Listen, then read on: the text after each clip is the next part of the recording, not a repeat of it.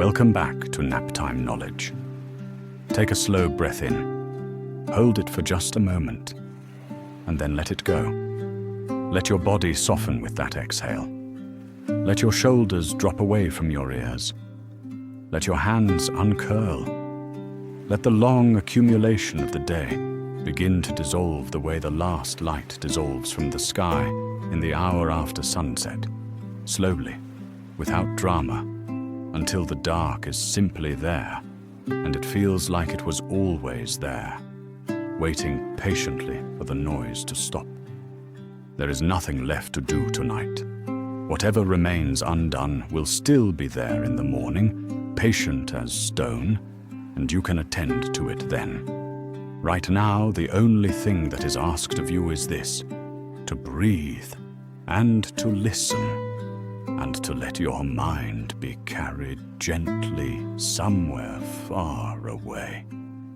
Tonight, we are going back, a very long way back, back through the centuries, back through the Middle Ages and the Roman Empire, and everything that Rome inherited and reshaped, back to the civilization that gave Rome, and through Rome gave us so much of what we take to be simply the way things are. We are going to ancient Greece, to the small, sun-warmed, sea-surrounded world of city-states and philosophers and heroes and gods that flickered into brilliant life on the shores of the Aegean Sea roughly 3,000 years ago, and burned so brightly that we are still reading by its light today.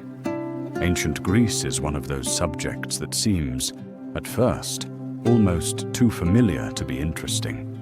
The names Athens, Sparta, Socrates, Homer, Zeus, Odysseus are so woven into our culture that they feel like furniture, comfortable and unremarkable. But the actual Greece, the real place and time, is far stranger and more vivid and more surprising than any schoolroom summary of it can suggest. It was a world of extraordinary beauty and casual violence, of breathtaking intellectual courage and deep social contradiction, of human beings who asked questions that had never been asked before and arrived at answers that humanity is still arguing about. So we are going there tonight.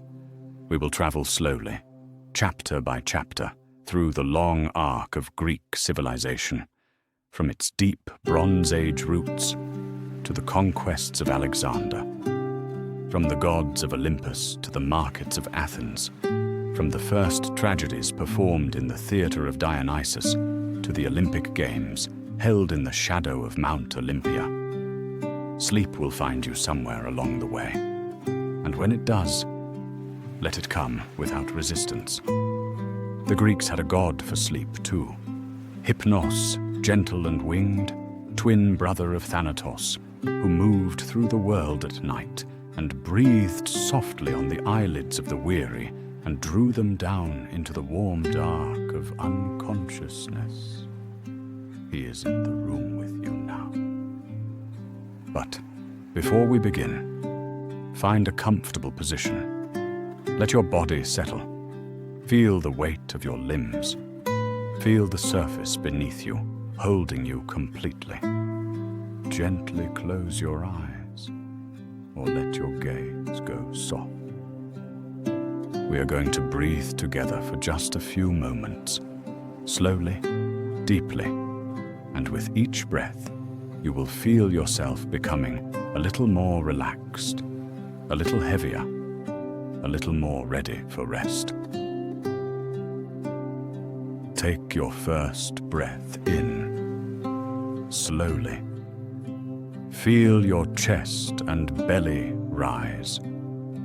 Breathe in, 2, 3, 4. Hold, 2, 3, 4. Release, 2, 3, 4. Good.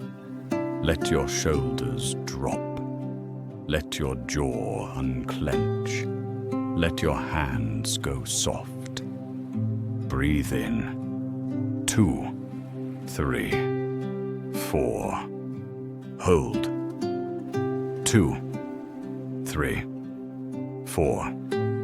Release. 2, 3, 4. With this breath, let go of the day. Whatever happened today, whatever you carried, whatever you managed, whatever you left unfinished, you can set it down now. It will be there if you need it tomorrow. Tonight, it can rest. Breathe in. 2, 3, 4. Hold. 2, 3, 4. Release. 2, 3, 4. Notice how heavy your body feels. Notice how quiet the room is.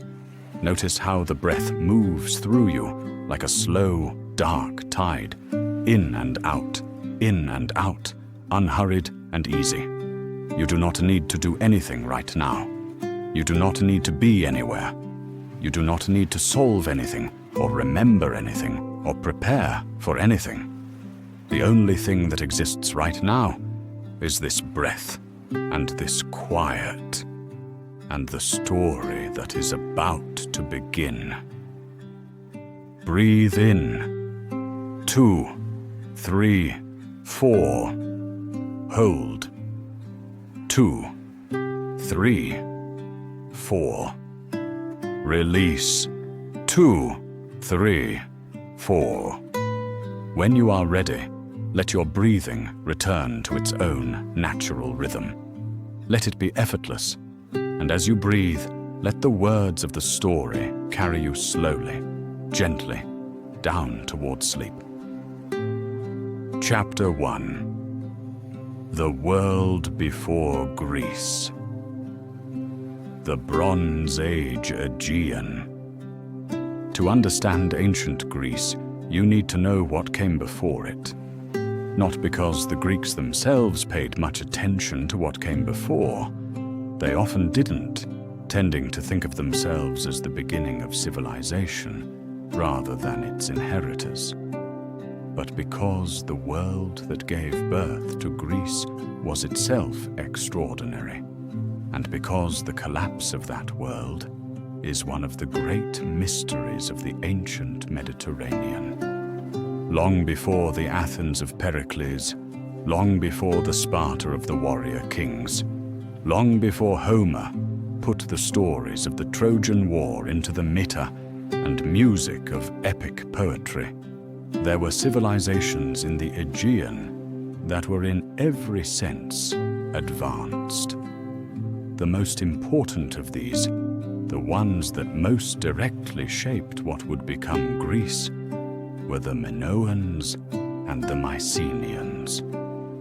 The Minoans flourished on the island of Crete from roughly 2700 to 1450 BCE.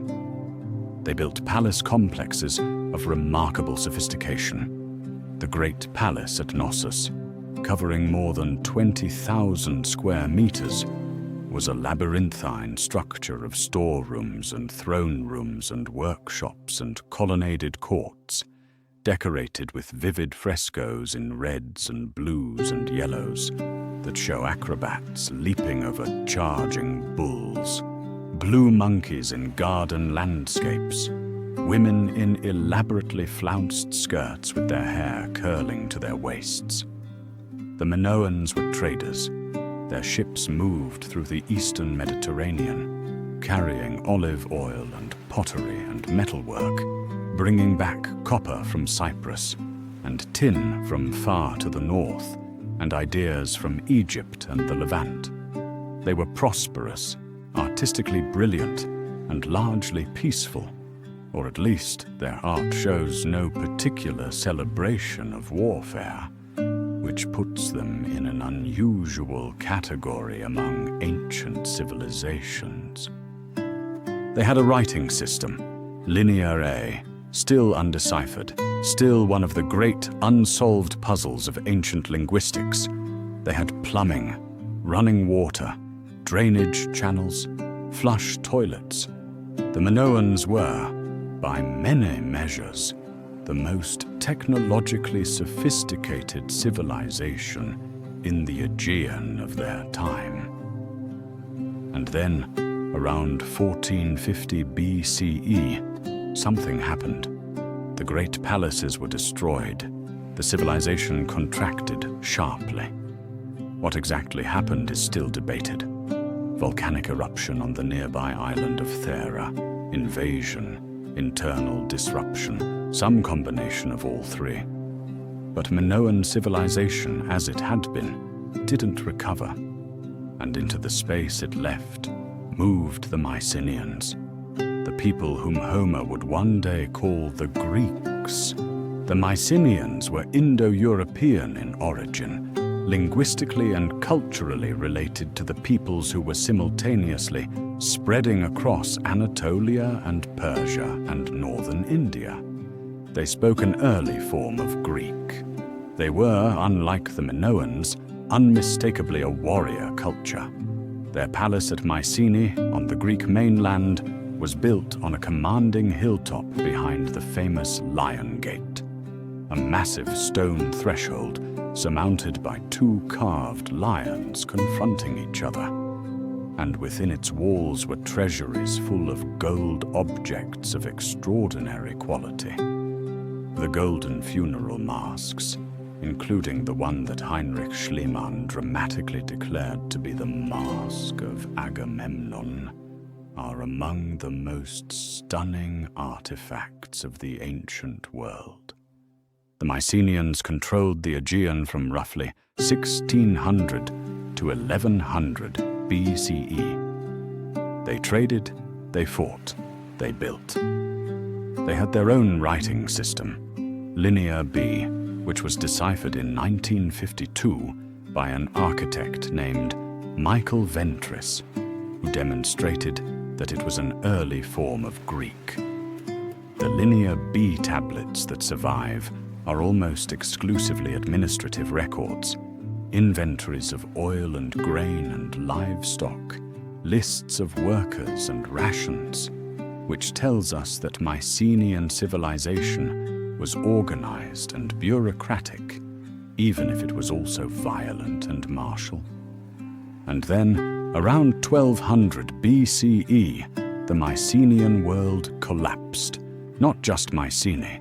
The entire eastern Mediterranean was convulsed by a catastrophe of enormous scope, often called the Bronze Age collapse. Palace complexes across Greece, Anatolia, Cyprus, and the Levant were destroyed within a generation or two. Trade networks that had functioned for centuries broke down. Writing disappeared from Greece for roughly 4 centuries. Cities shrank or were abandoned. The population fell dramatically. What caused it? A combination of factors, most scholars now believe. Climate change that disrupted agriculture and caused famine. The movement of peoples, the mysterious sea peoples, who appear in Egyptian records as a sudden and terrifying threat from the West. Internal rebellions, the fragility of interconnected trading networks when any single link breaks.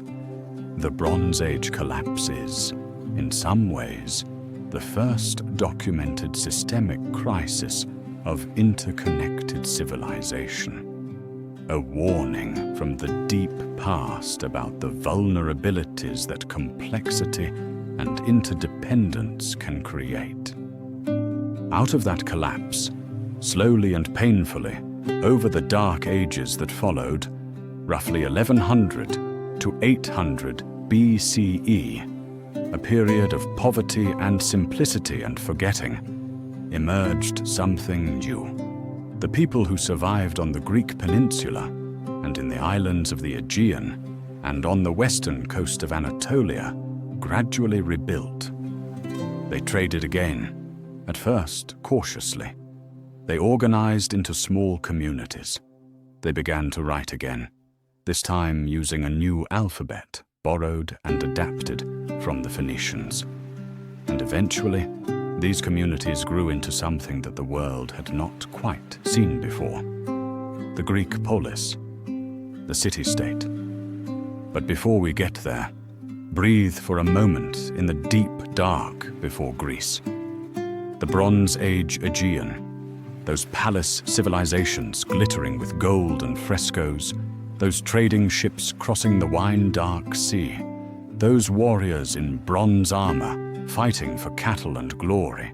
They are not gone. They are in the ground, under the Greek sun, waiting for archaeologists who come with careful hands and brushes and bring them back into the light, piece by patient piece.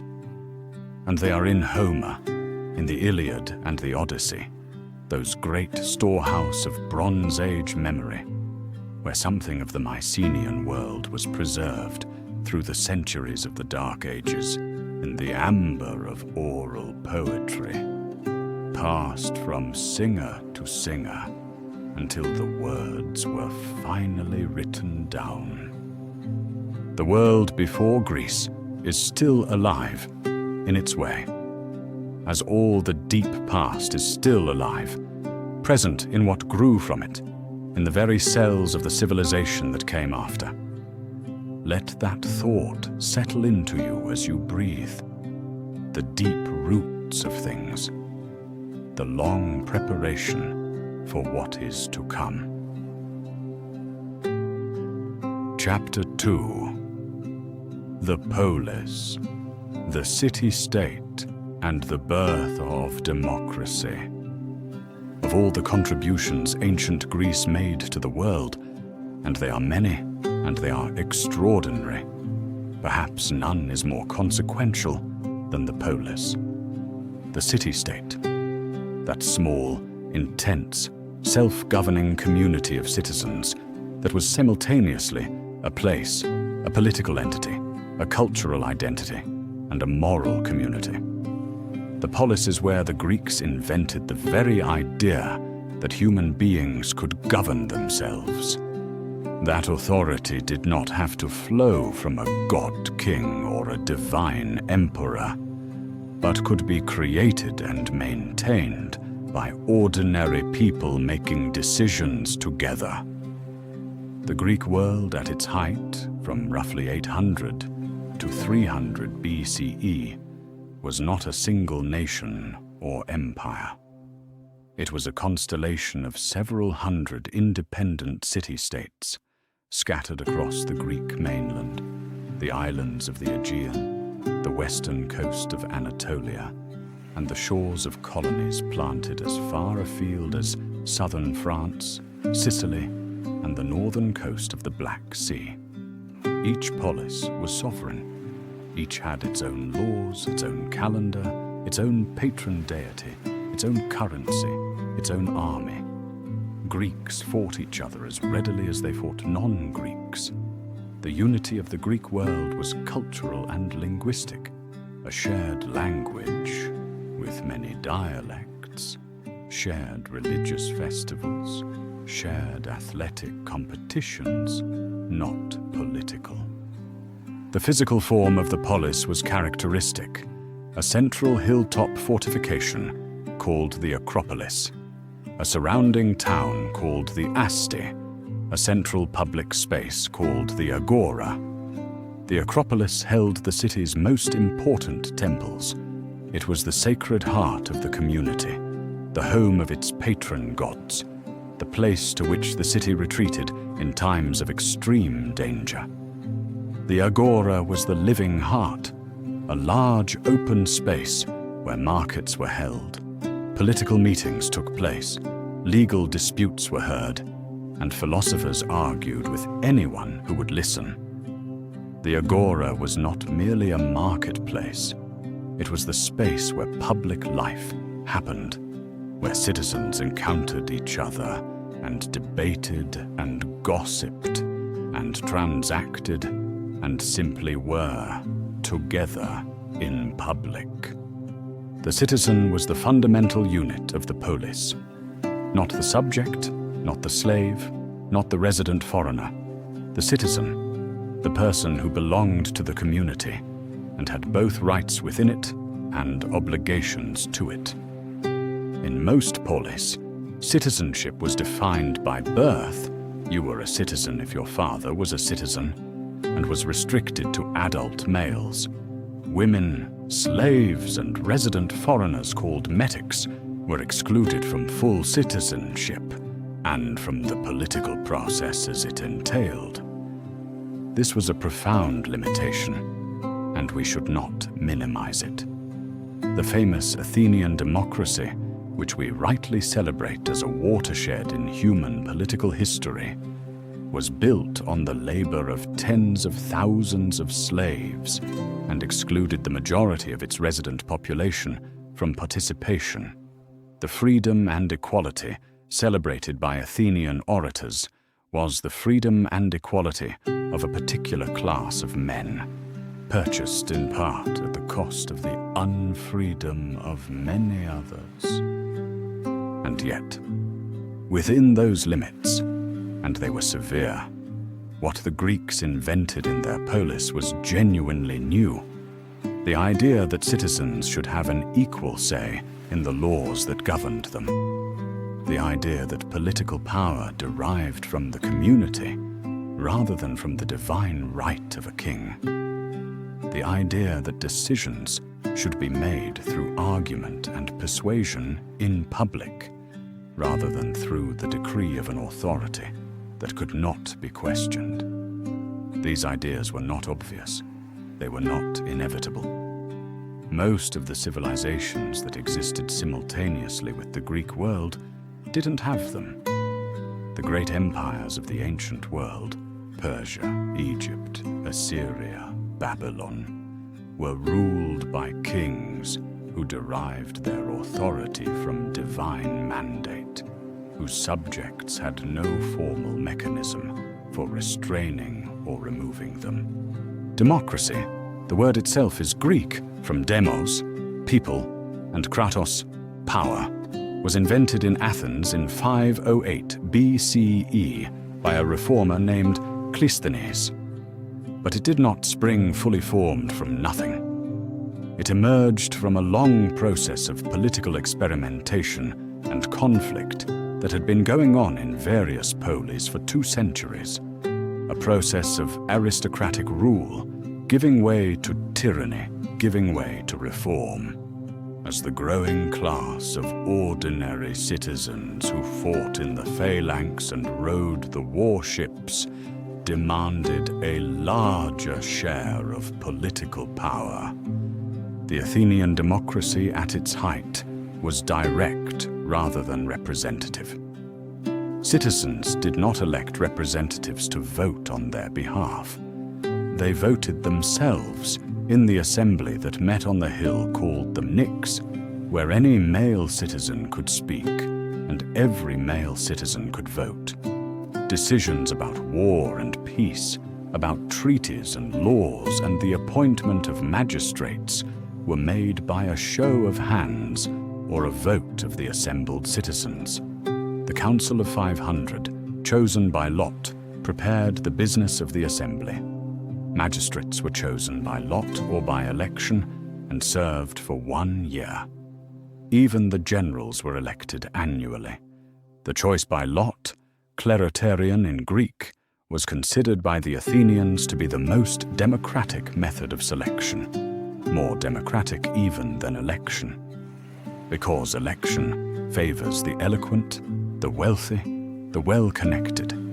The lot treats every citizen as equally capable, equally deserving, equally a part of the body politic.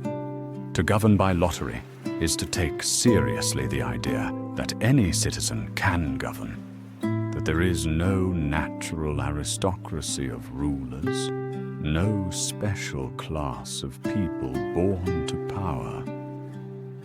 This was a radical idea.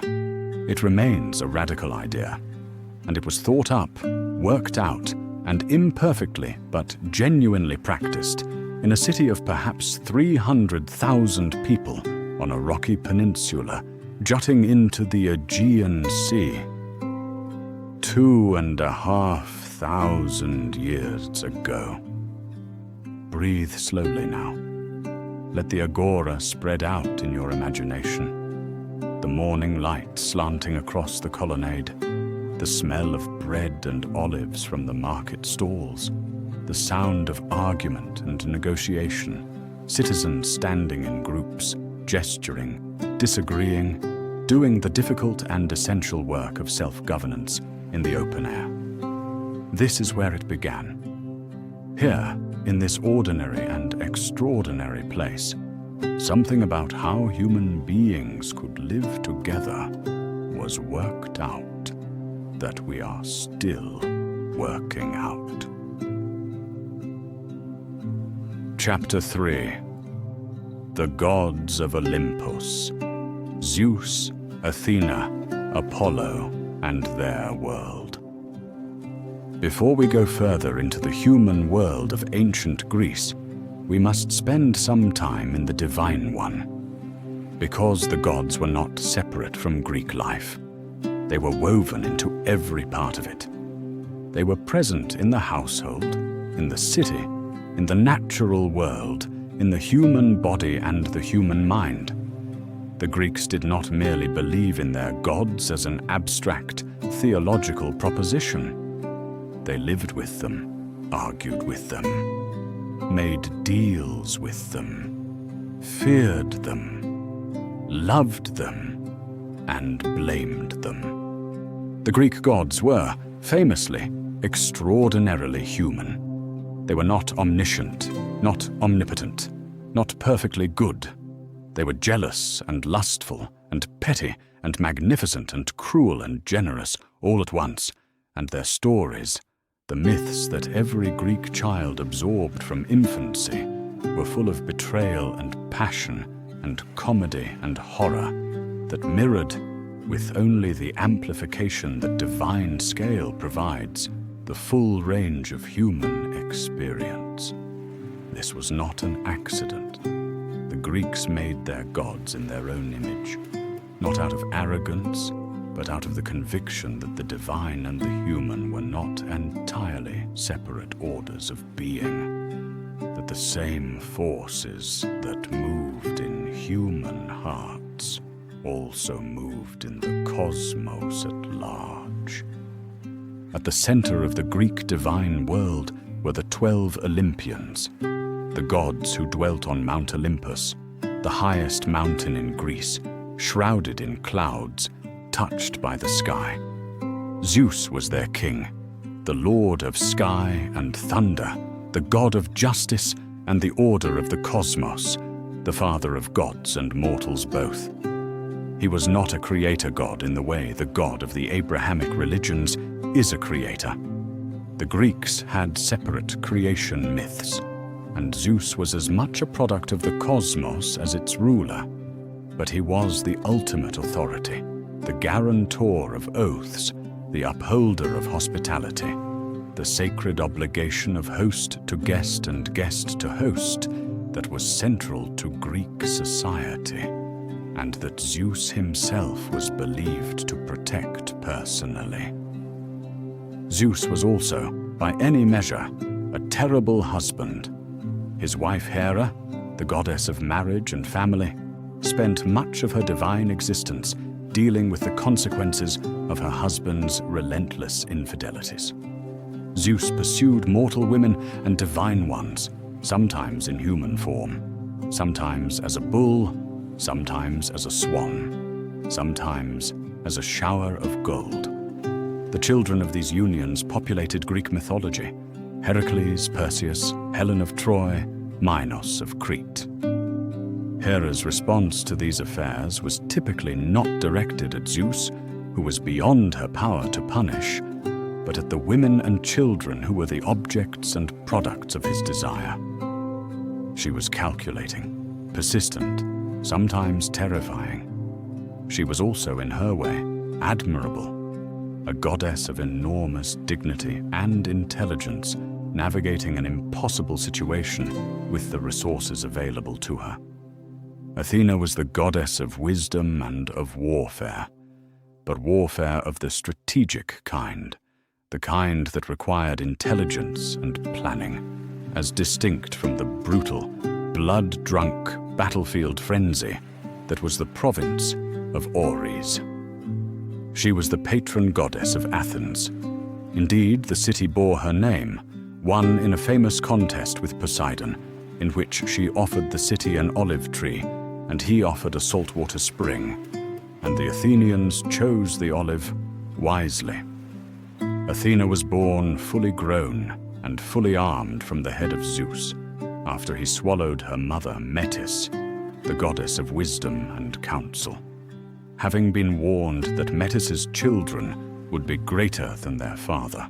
The image of a fully armored goddess springing from a god's skull is one of the most vivid in all of mythology, and it captures something essential about Athena.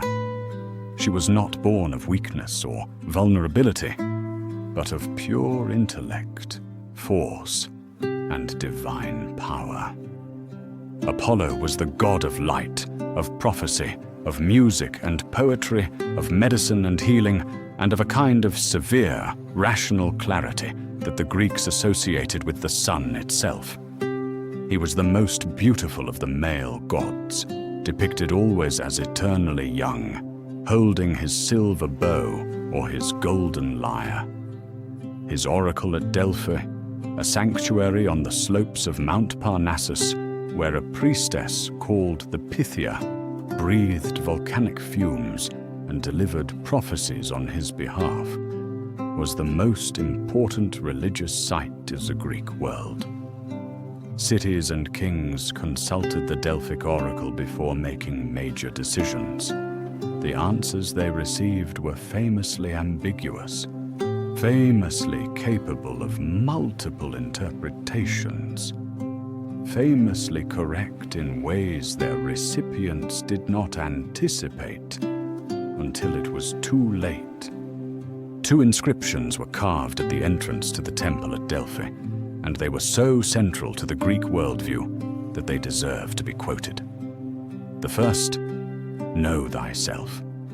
The second, "Nothing in excess."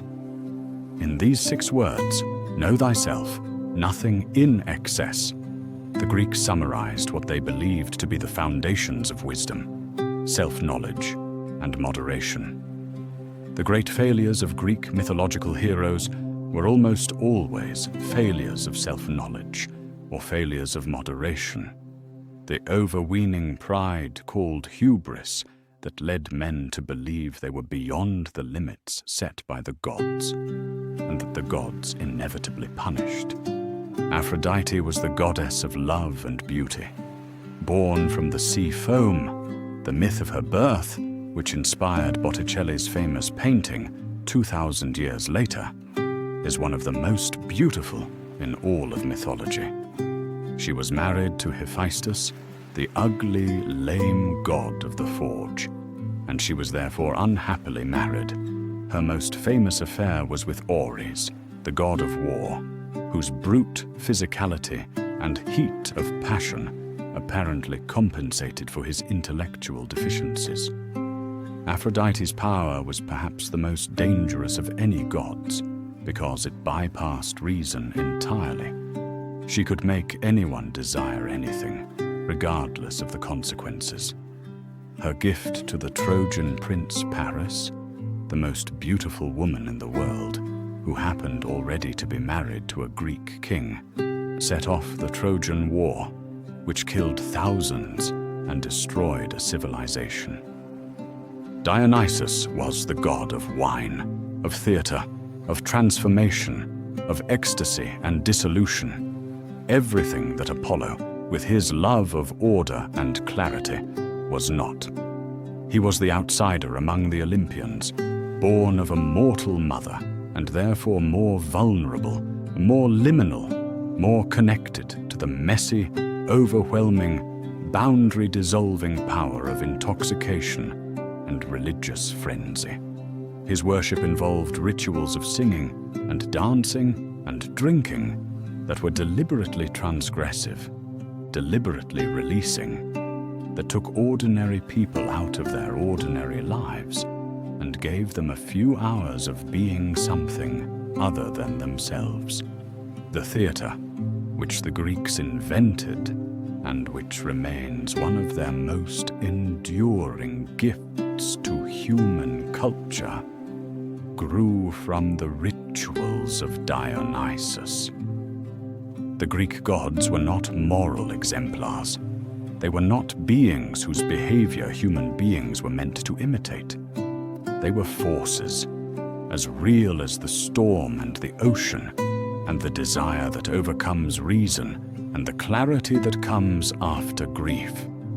The Greeks did not worship them because they were good.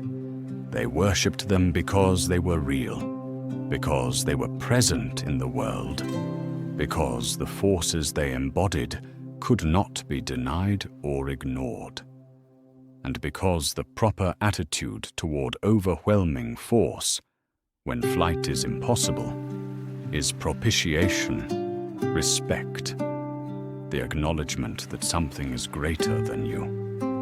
Let Olympus rise in your mind now against the dark. Snow on the summit, clouds breaking around the peaks, the distant light of the divine assembly hall, where the gods banquet on ambrosia and nectar, and look down at the small, earnest, struggling world below, with an attention that is not always kind, and is not always just, but is absolutely, irresistibly, unremittingly present. Sleep is like that too, in its way. It comes over you regardless of your plans. It has its own power, its own logic. Let it. Chapter 4. The Persian Wars. Marathon, Thermopylae, Salamis. In the early years of the 5th century BCE, the Greek world faced an existential threat from the east. The Persian Empire, the largest empire the world had yet seen, stretching from the shores of the Aegean to the borders of India, from Egypt to Central Asia, turned its attention to the small and fractious Greek Polis on its western frontier, and decided, with the certainty that immense power confers, that they should be absorbed. The story of what happened next, the Persian Wars, fought between roughly 492 and 449 BCE, is one of the most celebrated in all of human history.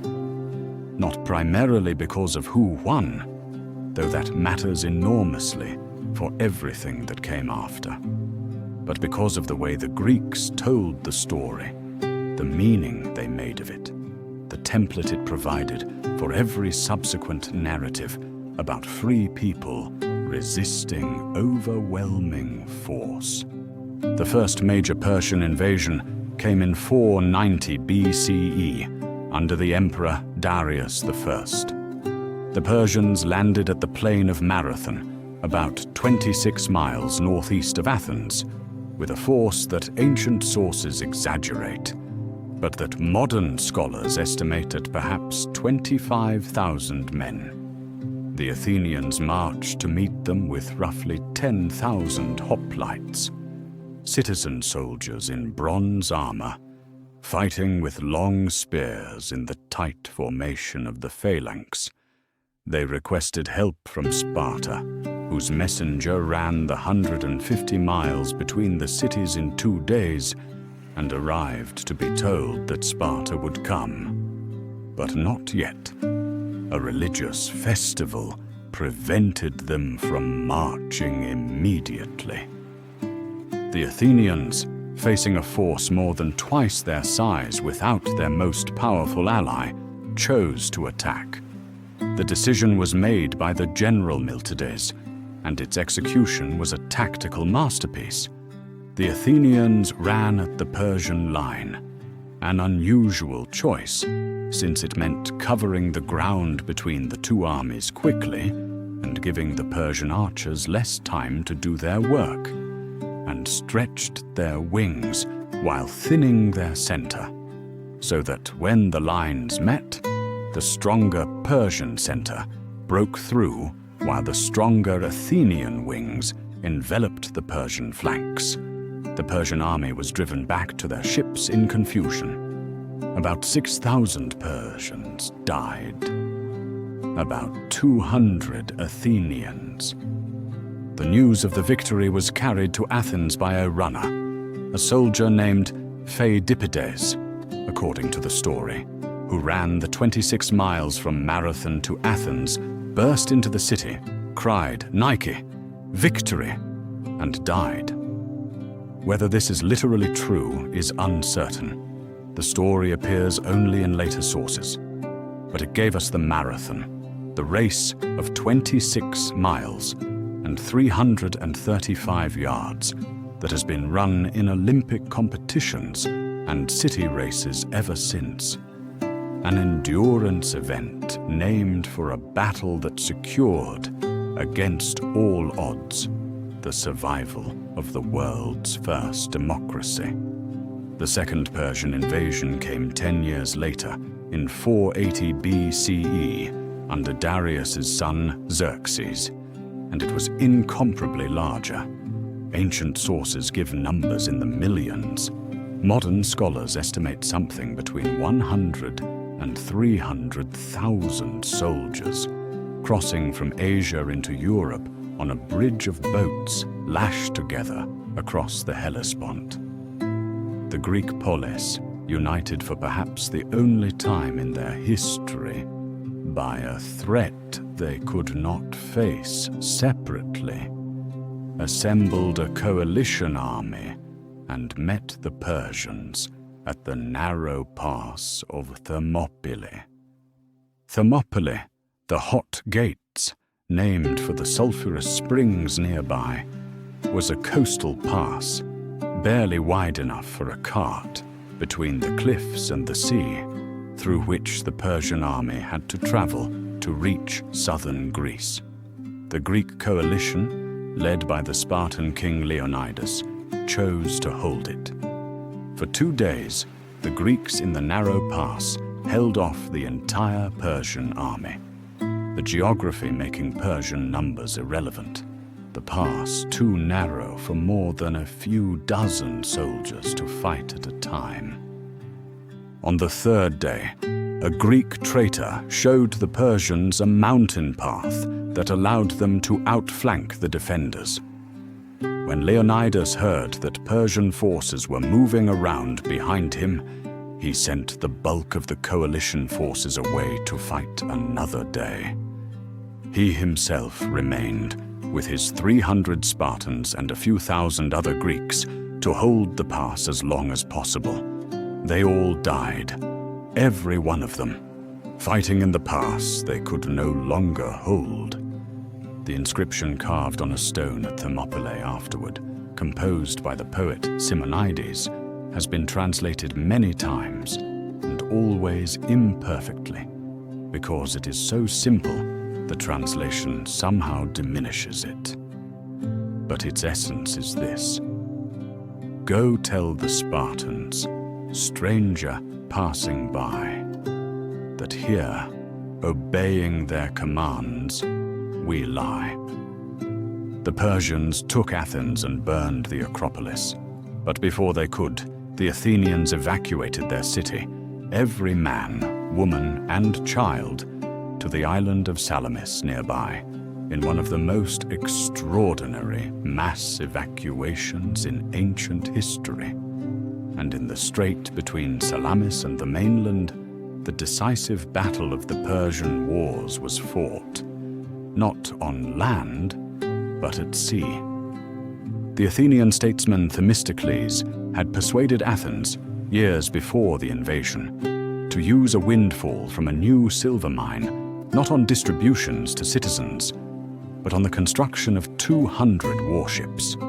Those ships, the triremes, sleek and fast and maneuverable, rowed by 170 oarsmen arranged in 3 tiers, were the key to what followed.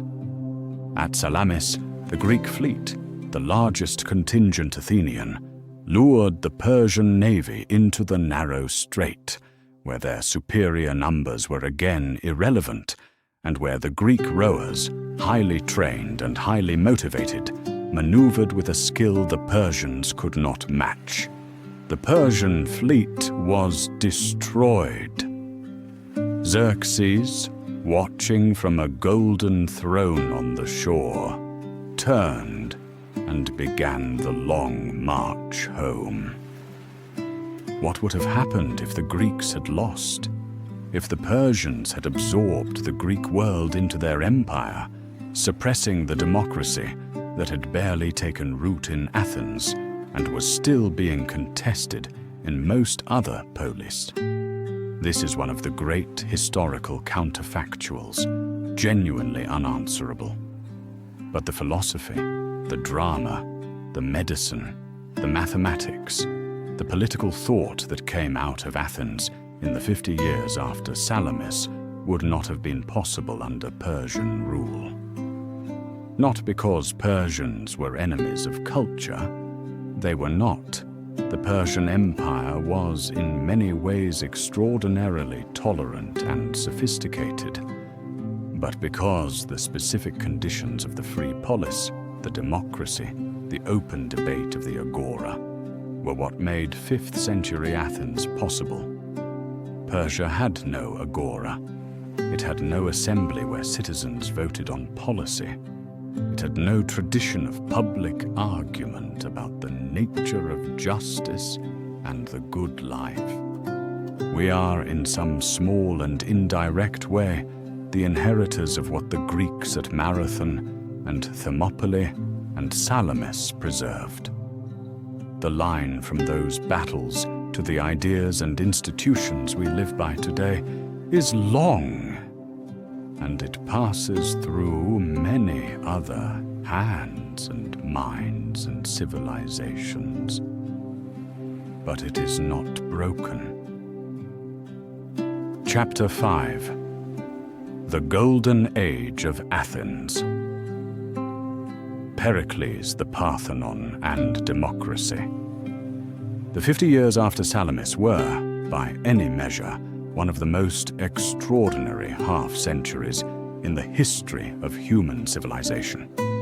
Athens, flush with confidence from its unlikely victories over the greatest empire in the world, led by a succession of gifted statesmen and general, and enriched by the silver mines of Laurion and the tribute of the Delian League, an alliance of Greek states that Athens dominated and that critics would call an Athenian empire in all but name, poured its wealth and its energy and its extraordinary intellectual vitality into an explosion of achievement that has never quite been equaled.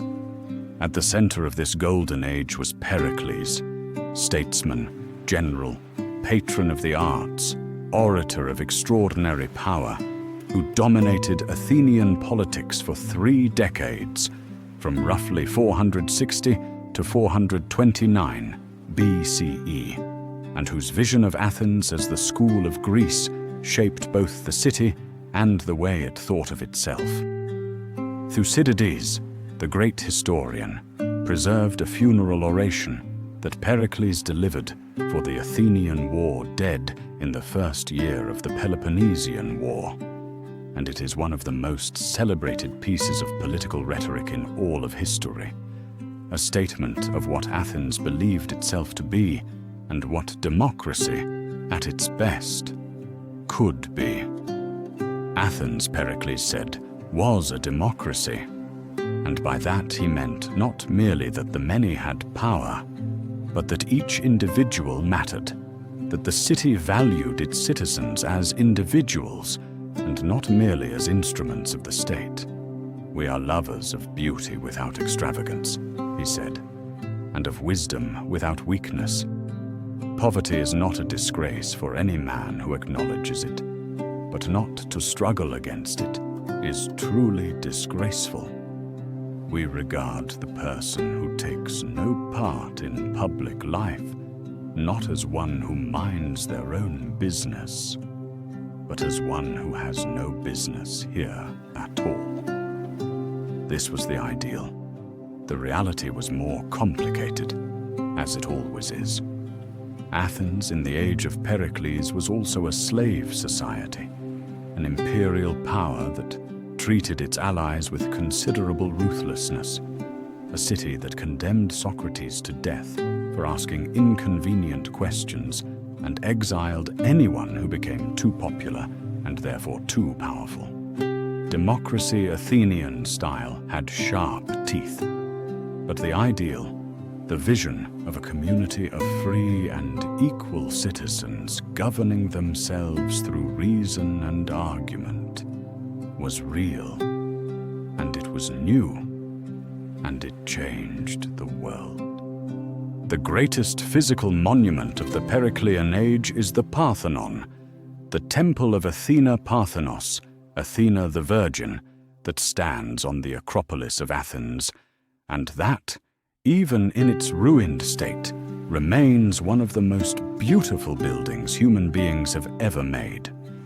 It was built between 447 and 432 BCE under the oversight of the sculptor Phidias, and its construction was paid for, at least in part, from the tribute of Athens's allies, a fact that caused significant political controversy at the time. The Parthenon was not merely beautiful. It was mathematically sophisticated in a way that defies easy explanation. The columns that appear straight are actually slightly curved. They bow outward at the center by a distance so small as to be imperceptible to the naked eye. The floor that appears level actually rises toward the center. The columns are not truly vertical, but lean inward slightly. Every element of the building contains deliberate deviations from strict geometry, each designed to counteract the tendency of the human eye to perceive straight lines as sagging or curved when they are truly straight. The Parthenon looks perfect because it is, in a precise mathematical sense, imperfect, corrected for the distortions of human perception. Inside, it stood the great cult statue of Athena by Phidias, nearly 12 meters tall, made of gold and ivory over a wooden core, showing the goddess in full armor, holding a small winged victory in one outstretched hand. It is gone now, long lost, known only from ancient descriptions and small copies. But the scale and the splendor of it, the overwhelming presence of divinity, made manifest in gold and ivory, in a building of breathtaking mathematical precision, on a hilltop overlooking the city that bore the goddess's name, must have been something genuinely beyond what most visitors had ever experienced.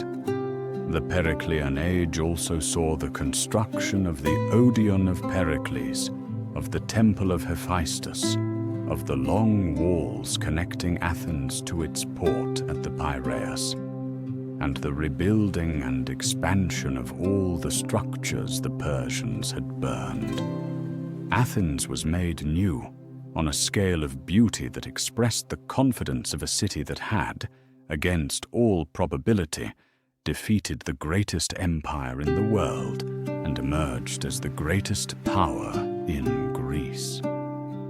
But the Golden Age ended in catastrophe. The Peloponnesian War, the long, devastating conflict between Athens and Sparta that Thucydides chronicled with a clarity and a tragic vision that makes his history one of the greatest books ever written, lasted 27 years, from 431 to 404 BCE, and ended in the utter defeat of Athens, the demolition of its long walls to the sound of flute music, the installation of a Spartan-backed oligarchy. the democracy was briefly overthrown. Many Athenians died. The confidence of the Golden Age was shattered. And yet Athens recovered. Within a few years, the democracy was restored, the city rebuilt. The philosophers, Socrates already active, Plato about to begin, Aristotle not yet born, continued their work. The tragedies and comedies that had been performed in the theatre of Dionysus since the age of Pericles continued to be performed. Athens diminished as a military power, but continued to grow as an intellectual center, the place where the central questions of human civilization were being asked and argued about with a rigor and a freedom that no previous culture had quite achieved.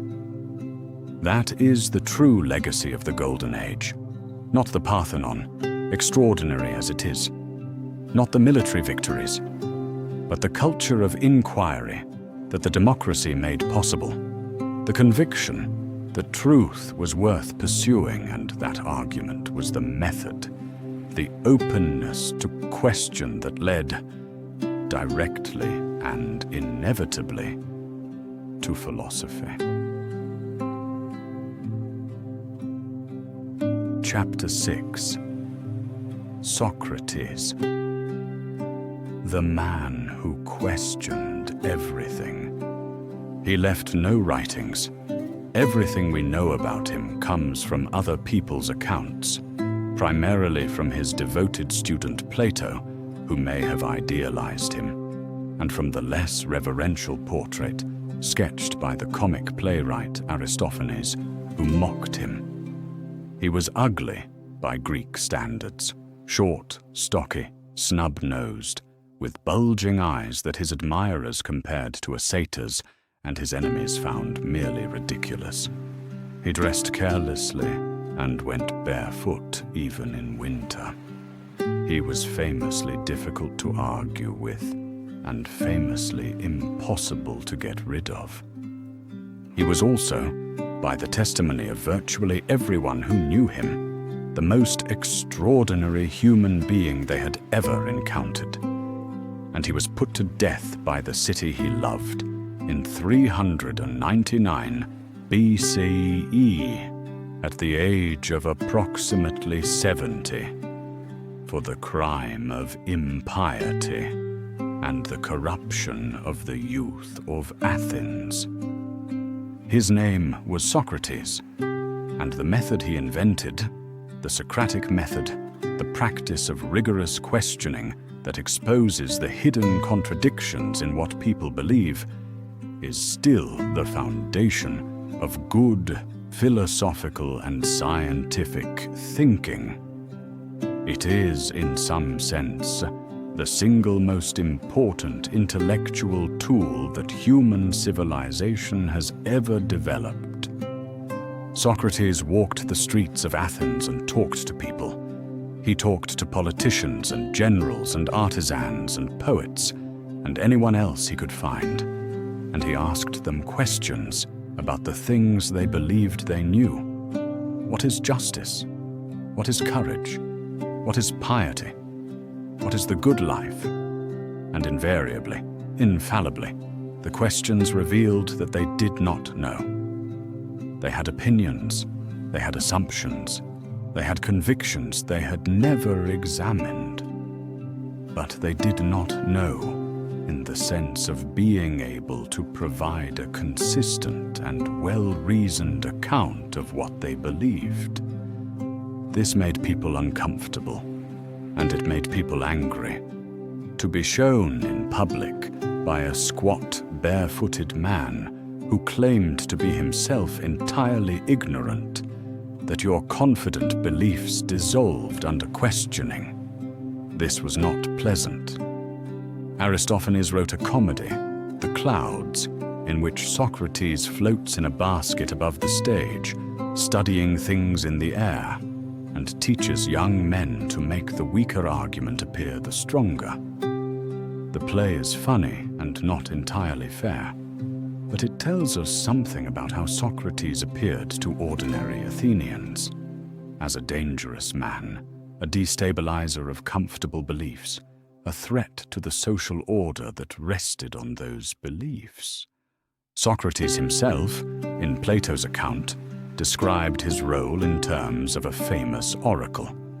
He said that the oracle at Delphi had declared that no man was wiser than Socrates. Socrates found this claim baffling and set out to disprove it by finding someone wiser than himself. But in every case, the person he questioned turned out, on examination, to know less than they thought they did. And Socrates concluded, with characteristic irony, that the oracle must be right, but not in the way one might expect. He was wiser than others not because he knew more, but because he knew that he did not know. He was a philosopher, a lover of wisdom, precisely because he had not yet found the wisdom he was looking for, and never stopped looking. This posture, the posture of radical intellectual humility, of genuine openness to being wrong, of the conviction that a life not examined is not worth living, is one of the permanent gifts of ancient Greece to human civilization, not just as a philosophical position, but as a practice, a way of engaging with the world and with other people. The willingness to follow an argument wherever it leads, regardless of whether it ends where you expected. The courage to say, "I don't know." The insistence that the unexamined assumption is the most dangerous assumption of all. The trial of Socrates in 399 BCE was one of the most consequential events in the history of human thought. He was charged by a group of Athenians, partly out of genuine political anxiety in the chaotic period after Athens' defeat in the Peloponnesian War, partly out of personal enmity, with impiety and with corrupting the young. The charge of corrupting the young was aimed partly at his association with Alcibiades, the brilliant and deeply destructive Athenian general who had been his student, and with Critias, one of the oligarchs who had briefly seized power after Athens' defeat. Socrates was tried before a jury of 500 citizens. He defended himself in person, refusing to beg or to appeal to the jury's emotions, the standard tactics of Greek legal defense, and delivering instead a precise and uncompromising account of his philosophical mission and its importance to Athens. He was convicted by a relatively narrow margin. Asked to propose his own punishment, he suggested, initially, with what his friends considered suicidal flippancy, that Athens should reward him with free meals at public expense, as they did for Olympic champions. He eventually proposed a modest fine. The jury, offended, voted for death by a larger margin than they had voted for conviction. He spent his last days in prison, surrounded by his friends, discussing philosophy. He refused the opportunity to escape, which his friends arranged, arguing that a life lived according to the laws of the city required accepting the city's verdict even when unjust.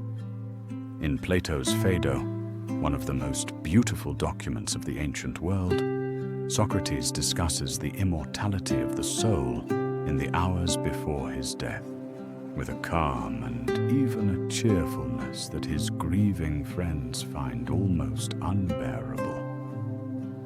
Then he drinks the cup of hemlock, lies down, and dies. He was 70 years old. He had written nothing.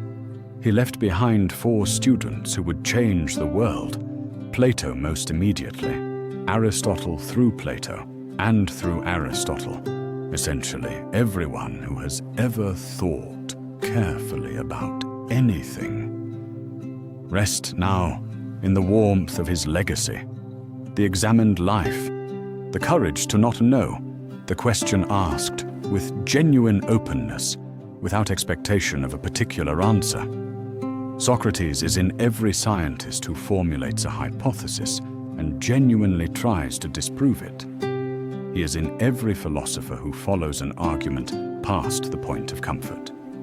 He is in every person who pauses before asserting something they believe and asks, "But how do I actually know this?" That pause, that moment of genuine uncertainty, that is the most Socratic thing in the world, and it is very close to the pause that comes before sleep. Chapter 7. Plato and Aristotle, the foundations of Western thought. Plato was perhaps 28 years old when Socrates died, and the death of his teacher marked him for the rest of his life. He had already been interested in philosophy and politics. He came from an aristocratic Athenian family with strong political connections. But the spectacle of Athens executing the best man he had ever known for the crime of thinking produced in him a profound disillusionment with democracy and a lifelong obsession with the question of how a truly just city might be organized. He traveled for several years after Socrates' death, to Egypt, to Sicily, possibly further afield. He had a disastrous encounter with the tyrant of Syracuse, whom he tried to educate in philosophy, and who, according to some accounts, sold him into slavery. He was ransomed by a friend.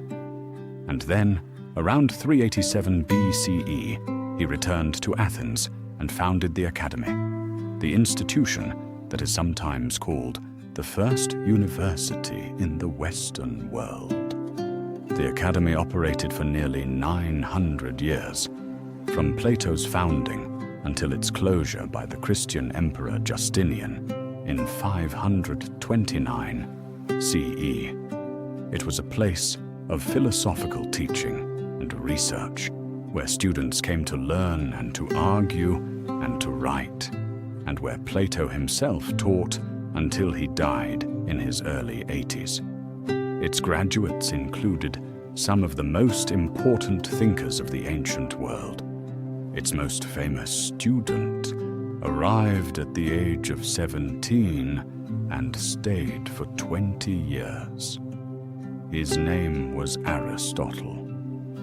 Plato's philosophy is vast and complex, explored across dozens of dialogues that have survived almost complete. A rare and remarkable preservation that means we can read Plato today in a way we cannot read most ancient philosophers. At its center is the theory of forms, the idea that the world we perceive with our senses is not the most real world, but a kind of imperfect copy or reflection of a higher, permanent, purely rational reality of forms or ideas.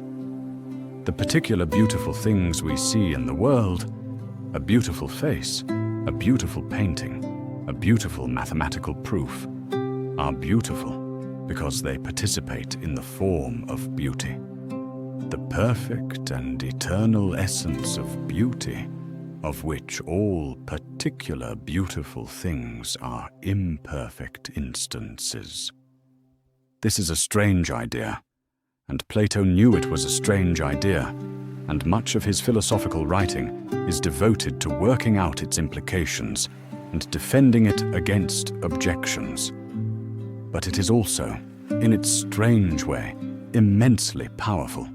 It explains why mathematics works, why the truths of geometry are eternal and necessary, not dependent on any particular collection of stones or marks on a page.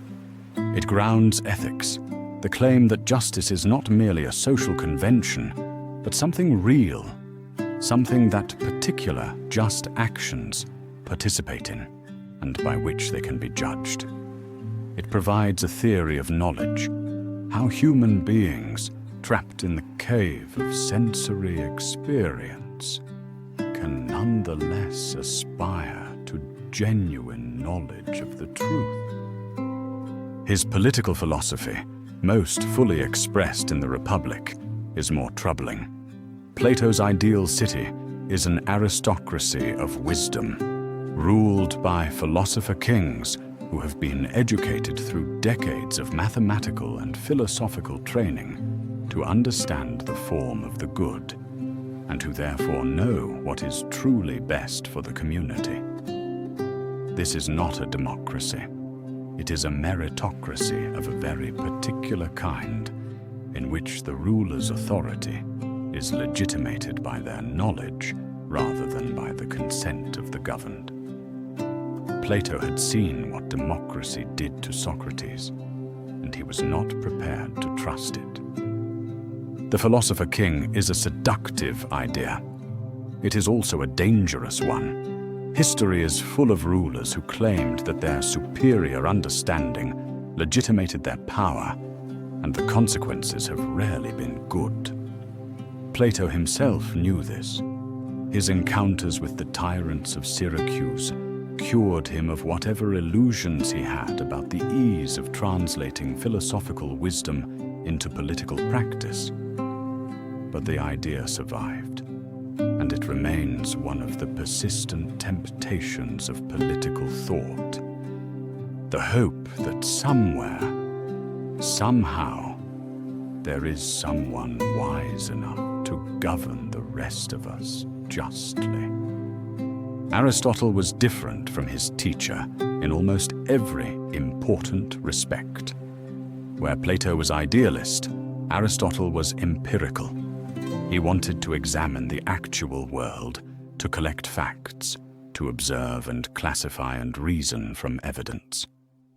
Where Plato's philosophy tended upward, toward the eternal forms, Aristotle's philosophy tended outward, toward the particular and the actual. He wrote on everything: logic, physics, biology, metaphysics, ethics, politics, rhetoric, poetry, astronomy, meteorology, psychology. He was, quite simply, the most intellectually voracious person who has ever lived. His biological writings alone are remarkable. He described more than 500 species of animals based on direct observation and dissection, with an accuracy that was not surpassed until the development of modern biology in the 17th century. He noticed that dolphins and whales are warm-blooded, breathe air, and suckle their young, correctly classifying them as mammals rather than fish, a classification that was not re-established until the modern period. He described the development of the chicken embryo day by day. He observed the mating of squid and octopus. He was, in his biological work, a scientist of the modern type, empirical, careful, driven by the evidence rather than by what prior authority required. In ethics, he rejected Plato's abstract form of the good in favor of a more practical approach. What does it mean for a human being to live well? His answer was eudaimonia, often translated as happiness, but better understood as flourishing, as the full and excellent realization of what a human being is capable of. Virtue, for Aristotle, was not a single thing but a collection of excellences: courage, justice, generosity, wit, friendship, each of which was a kind of mean between two opposing vices. Courage, for example, was the mean between cowardice and recklessness. Generosity was the mean between miserliness and profligacy.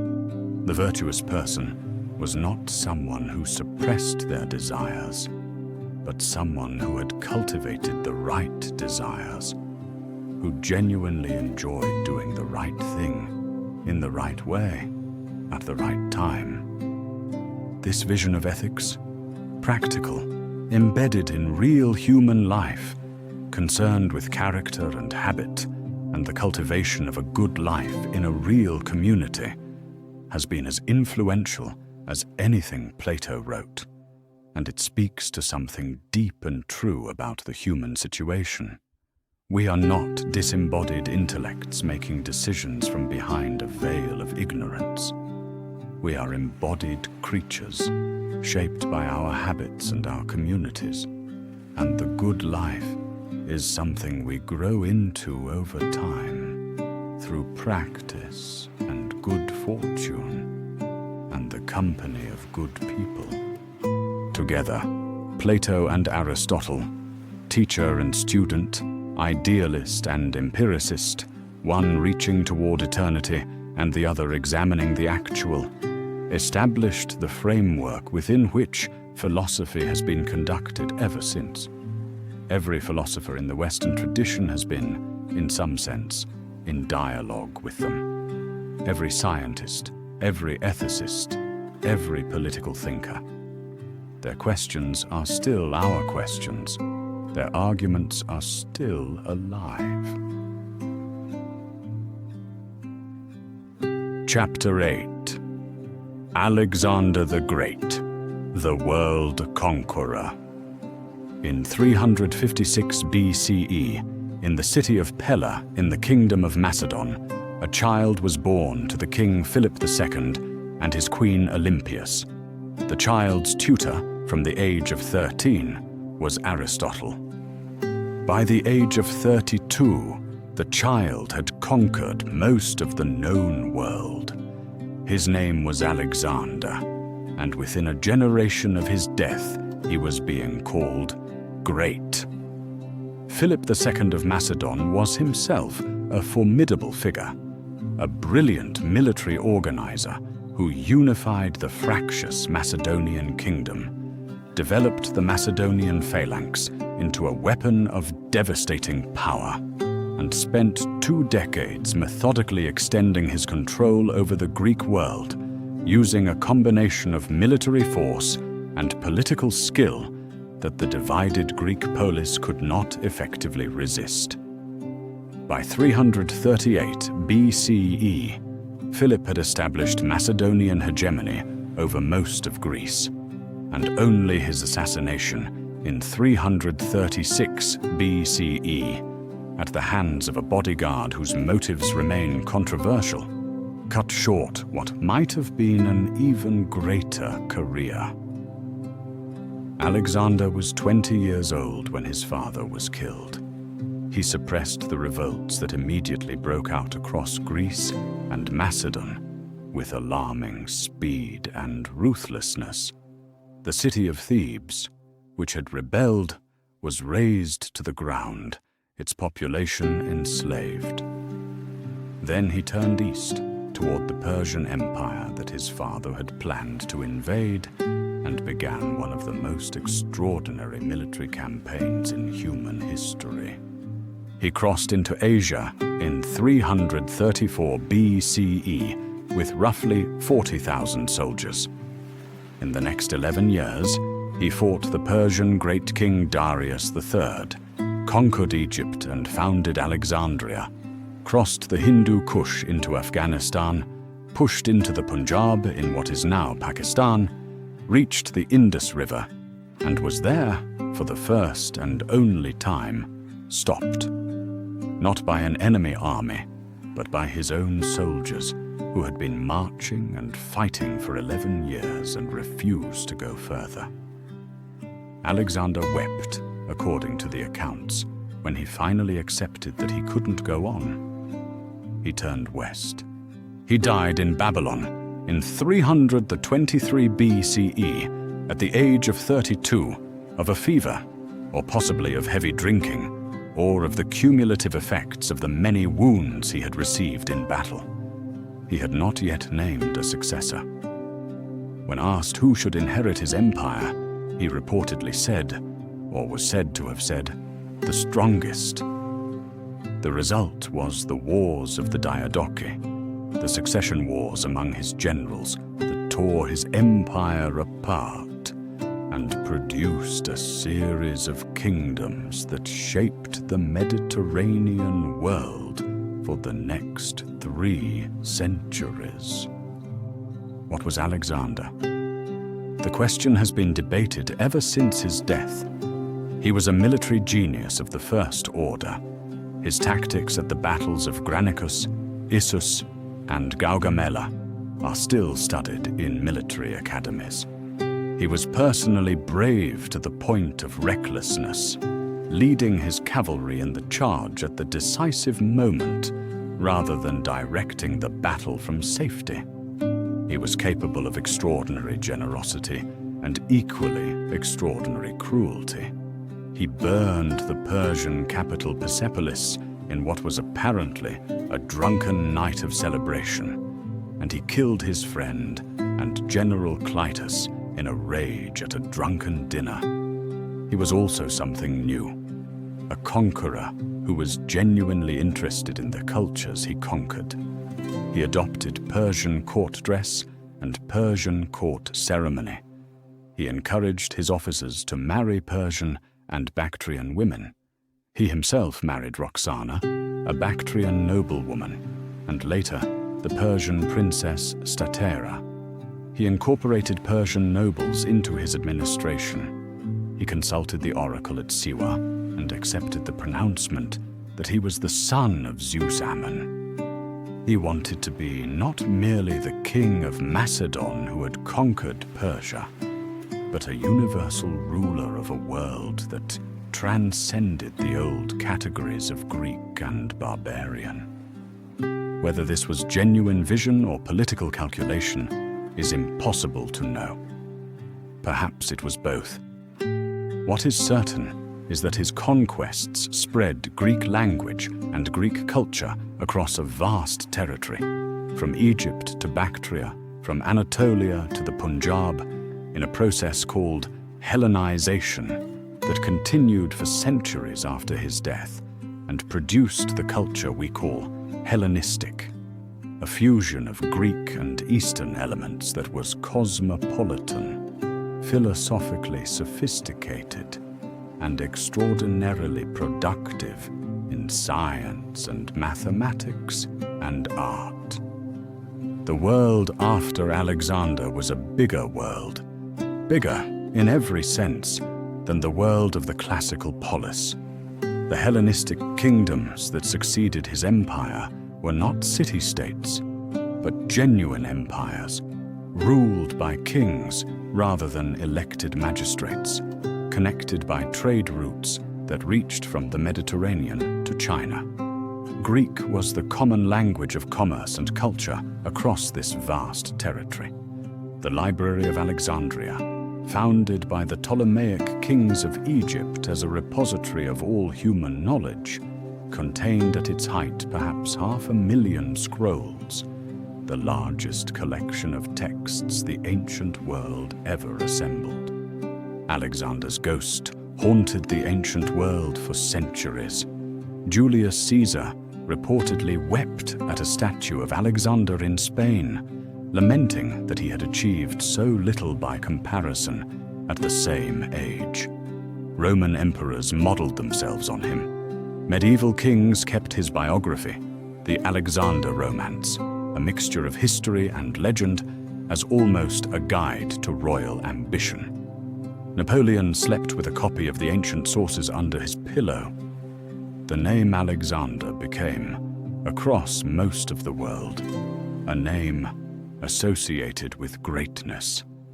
Still, in many languages, among the most popular names given to children.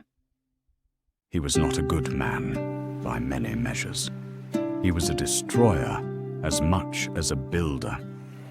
But he was one of those rare individuals who genuinely changed the shape of the world, who left it permanently different from how he found it.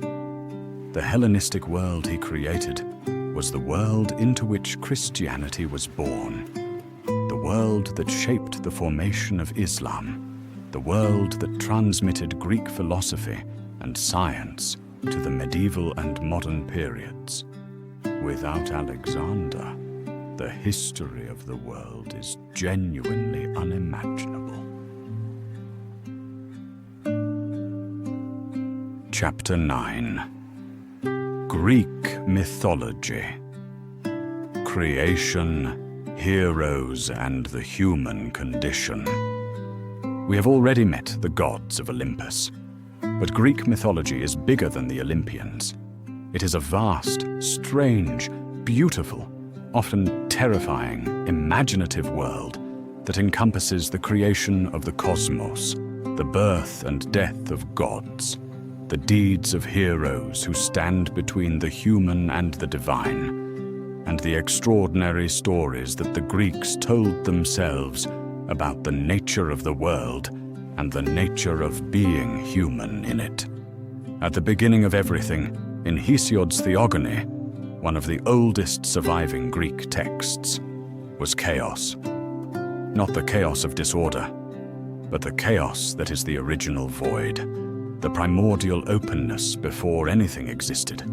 From chaos emerged Gaia, the earth, and Eros, desire, the force that moves things toward each other, and Tartarus, the deep abyss beneath the earth. From Gaia came Uranos, the sky, and together Gaia and Uranos produced the Titans, the generation of gods before the Olympians.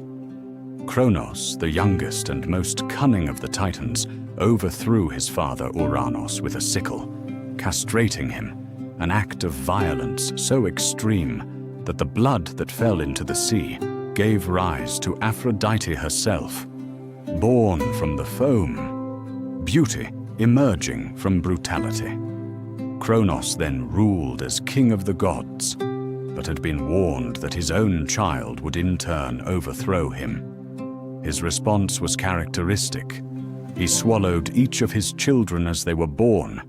His wife Rhea, despairing, hid the last child and gave Kronos a stone wrapped in cloth to swallow instead.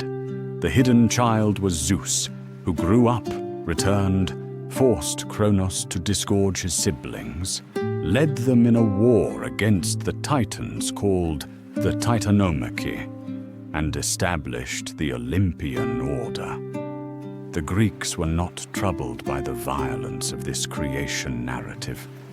They seem to have found it apt, appropriate to the nature of a universe in which power is seized rather than given, in which the present order was achieved through struggle rather than divinely ordained from the beginning. The cosmos was not designed, it was won. The heroes of Greek mythology occupy the space between gods and humans. They are greater than ordinary mortals, possessed of extraordinary strength or beauty or cunning, often descended from gods, but mortal nonetheless, subject to death and fate. And they are almost always tragic figures, for whom their very greatness is also the source of their destruction. Pericles, known to the Romans as Hercules, was the strongest man who ever lived, son of Zeus by the mortal woman Alcmena. He performed 12 great labors, each one more impossible than the last, killing the Nemean lion, slaying the Hydra, capturing Cerberus from the underworld, and became the greatest of Greek heroes. He also, in a fit of madness sent by Hera, killed his own wife and children, and spent the rest of his life in penance and labor. Odysseus, the hero of Homer's Odyssey, was not the strongest or the most beautiful of the Greek heroes, but the cleverest, the most resourceful, the man of many devices. He was the one who thought of the Trojan horse, and his 10-year journey home from Troy, through the land of the Cyclopes, and the island of Circe, and the realm of the dead, and the whirlpool of Charybdis, is the greatest adventure story in Western literature. a story about what it means to be human, to love home, and yet to be drawn into the great world, to suffer and persevere, and never entirely give up on return. Perseus slew the Gorgon Medusa, whose gaze turned men to stone by looking only at her reflection in his polished shield. Theseus killed the Minotaur in the heart of the labyrinth. Jason sailed to the ends of the known world on the Argo to bring back the golden fleece. Orpheus descended into the underworld to retrieve his dead wife, Eurydice. He was allowed to lead her out on the condition that he not look back before they reached the living world. He looked back. That last story, Orpheus and Eurydice, is one of the most achingly human stories in all of mythology. The music, so beautiful, it moved stones and animals, and the gods of death themselves. The terrible condition, the almost victory, the look back. Why did he look back? Every version of the story gives a different answer, and perhaps the truest answer is the simplest. Because he loved her, and he could not bear not to see her. And human love is precisely this: the inability to do the rational thing, the failure of restraint in the face of longing. He looked back because he was human, and she was gone. The myths are not just stories. They are a way of thinking about the permanent conditions of human life, the inevitability of death, the power of love, the hubris that brings down even the greatest, the strange mercy of the gods that sometimes, not always, intervenes. They are a language, a shared symbolic vocabulary in which the Greeks discussed everything that mattered to them. And because human life has not changed as much as we like to think in 2,500 years, they still speak to us, still carry meaning, still illuminate the experiences they were designed to illuminate, still make us feel, when we encounter them, the particular shock of recognition that the greatest art always produces. That shock, yes, that is what it is. That is what it feels like. I know this. I have been here. Chapter 10. Daily life in ancient Greece. Markets, Symposia, and the Agora. We have spent much of our journey in the elevated company of gods and heroes and philosophers. But Greece was also a place of ordinary days, of work and food and friendship and family, and the small pleasures and irritations of being alive in a community. Let us come down from Olympus for a while and walk the streets of a Greek city in the age of Pericles. The day began early in a Greek city. The markets opened at sunrise, and the Agora was soon busy with shopkeepers and farmers and craftspeople setting out their wares. Greece was not a country of great agricultural abundance. The land was rocky, the summers dry, the cultivatable soil limited, and the Greek diet reflected this. It was built around the Mediterranean triad: grain, primarily barley, shaped into flat bread, or a kind of porridge called maza, olive oil, and wine. To this were added vegetables, lentils, chickpeas, onions, garlic, figs, olives, and occasionally fish from the sea that surrounded the Greek world on almost every side. Meat was a luxury, eaten primarily at religious festivals when animals were sacrificed and the flesh distributed to the community. The typical Greek citizen was not rich. Most lived simply in houses of mud brick or stone that were by our standards quite modest. a few rooms arranged around a small courtyard with little furniture beyond storage jars and wooden chests and sleeping mats or low wooden beds. Cooking was done over a charcoal brazier. Light in the evening came from oil lamps, small terracotta containers of olive oil with a wick of linen that cast a warm, flickering, very dim glow. Going to bed when the sun went down, and rising with it, was not merely a custom, but a practical necessity. The Agora was the true center of public life, and it served many purposes simultaneously. In the morning, merchants and farmers sold food, pottery, metalwork, textiles, and slaves. Later in the day, the courts might sit in one of the covered halls called stoas that bordered the open space. Politicians and generals addressed their supporters. Philosophers walked and talked with their students. Idlers sat in the sun and watched the world go by.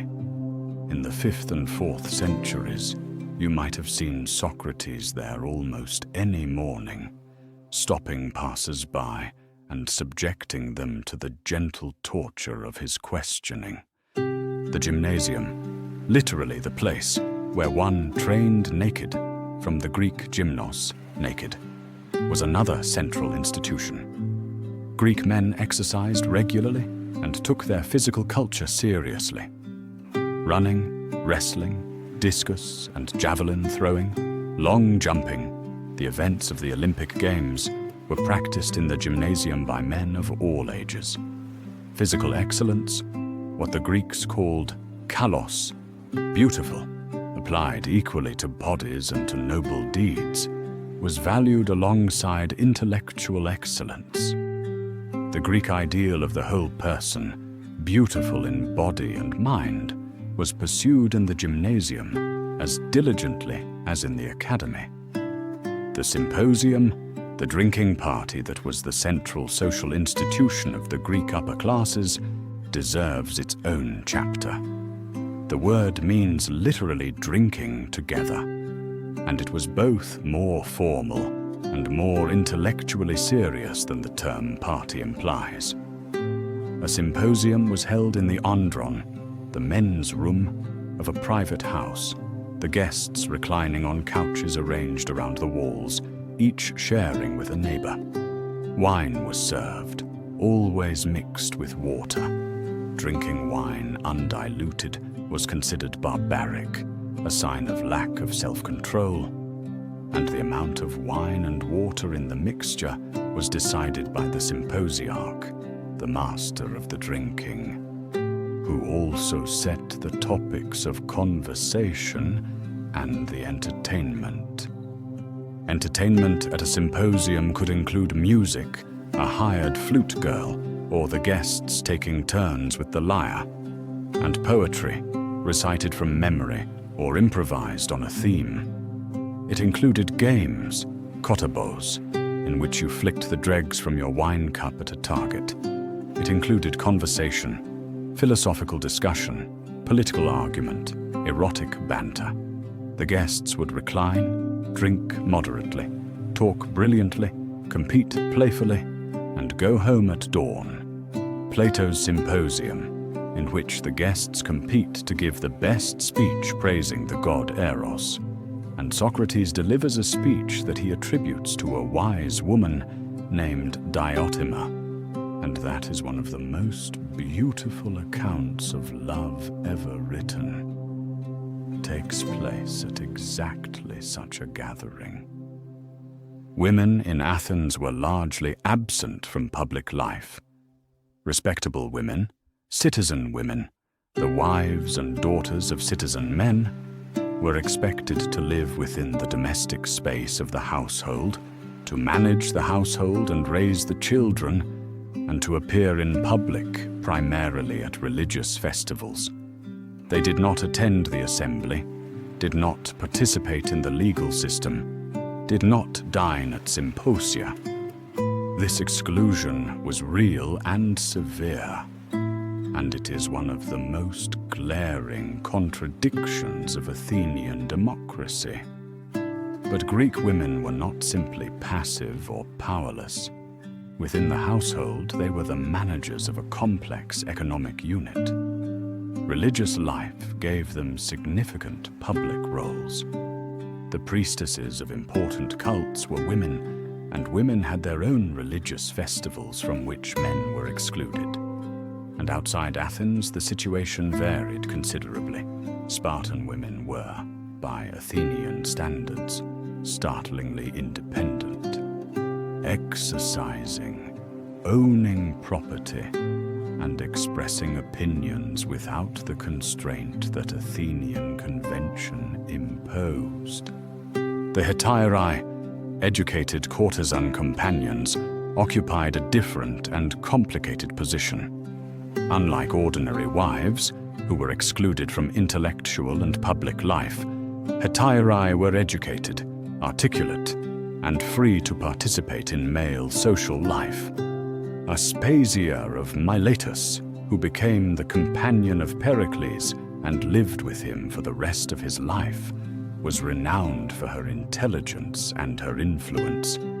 Ancient sources credit her with writing speeches for Pericles and with having discussed philosophy with Socrates.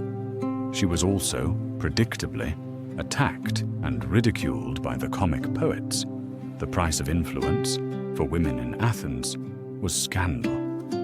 Let the city settle around you now as you breathe. The smell of bread baking in a neighbor's courtyard, the sound of hammer on metal from a bronze smith's workshop, the voices of children playing in the narrow street outside. It is a hot afternoon in Athens in the 5th century BCE. Somewhere across the city, in the shadow of the Parthenon, a philosopher is asking someone what justice is. A fisherman is unloading his catch at the harbor. A poet is revising the last lines of a choral ode for the festival next month. And somewhere in the hills to the west, bees are making honey from the wild thyme, the honey that the Greeks thought was the best in the world. The sweetness of the thin, stony soil of Attica, transformed by small and patient creatures into gold.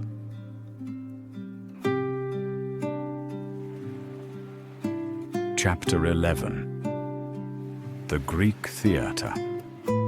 Comedy, Tragedy, and the Stage. Greek theatre is one of the most extraordinary cultural inventions of the ancient world.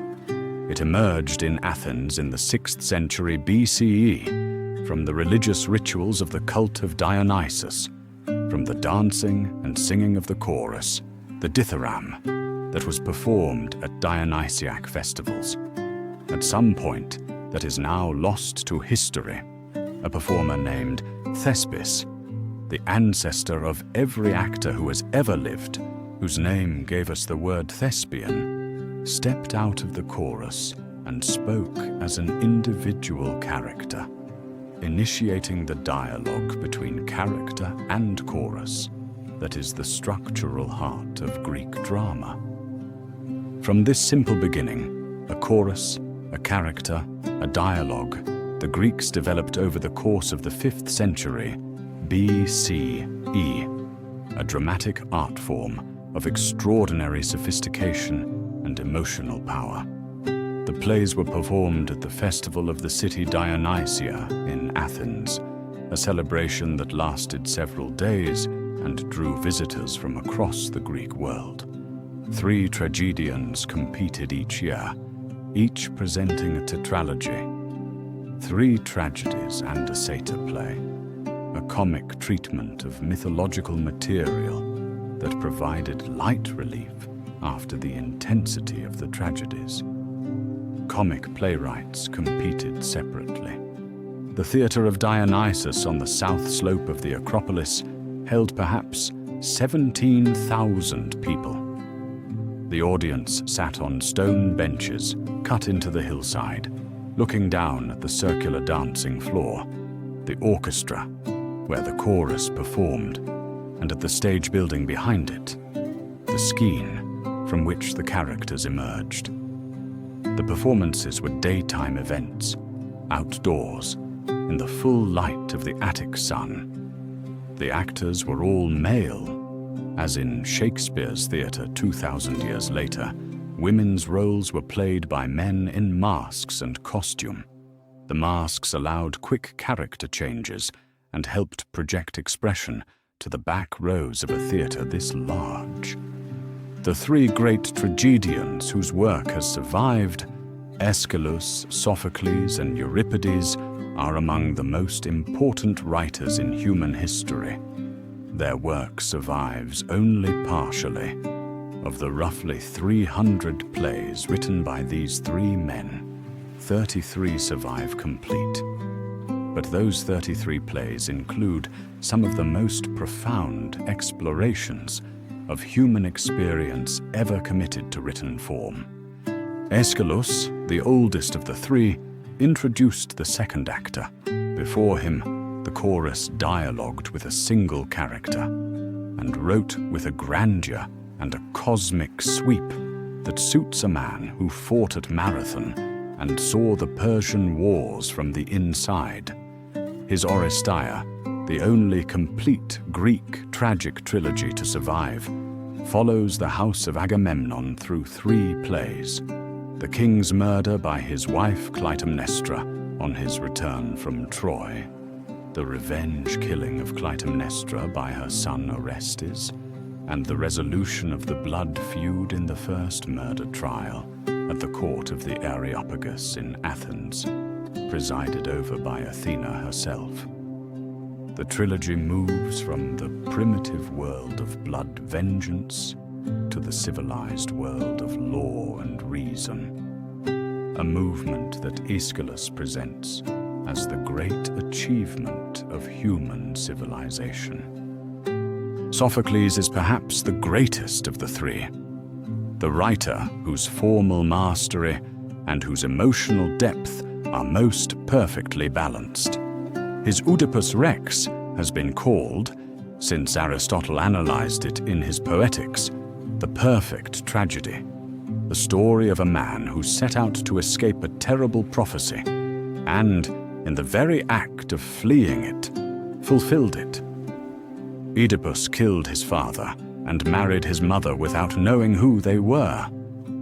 When the truth is revealed, his mother-wife Jocasta hangs herself, and Oedipus puts out his own eyes with the pins from her dress, choosing blindness, because he has seen things that should not be seen, known things that cannot be unknowed.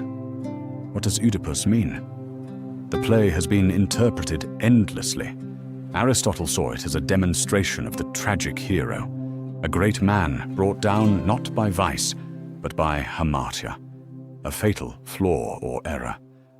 Freud saw in it the primal drama of desire and guilt that he believed lay at the heart of every human psyche. Others have read it as a meditation on the limits of human knowledge, on the gap between what we believe we know and what is actually true. All of these interpretations find something real in the play, which is why it has lasted 2,500 years, and still carries, in performance, an emotional charge that newer plays often cannot match. Euripides, the youngest of the three, is the most psychologically modern, the one who looks most like our contemporary, who is most interested in the inner life of characters rather than the cosmic drama of fate and divine will. His women are among the most fully realized characters in ancient literature. Medea, who murders her children to revenge herself on her faithless husband. Phaedra, destroyed by a desire she cannot control.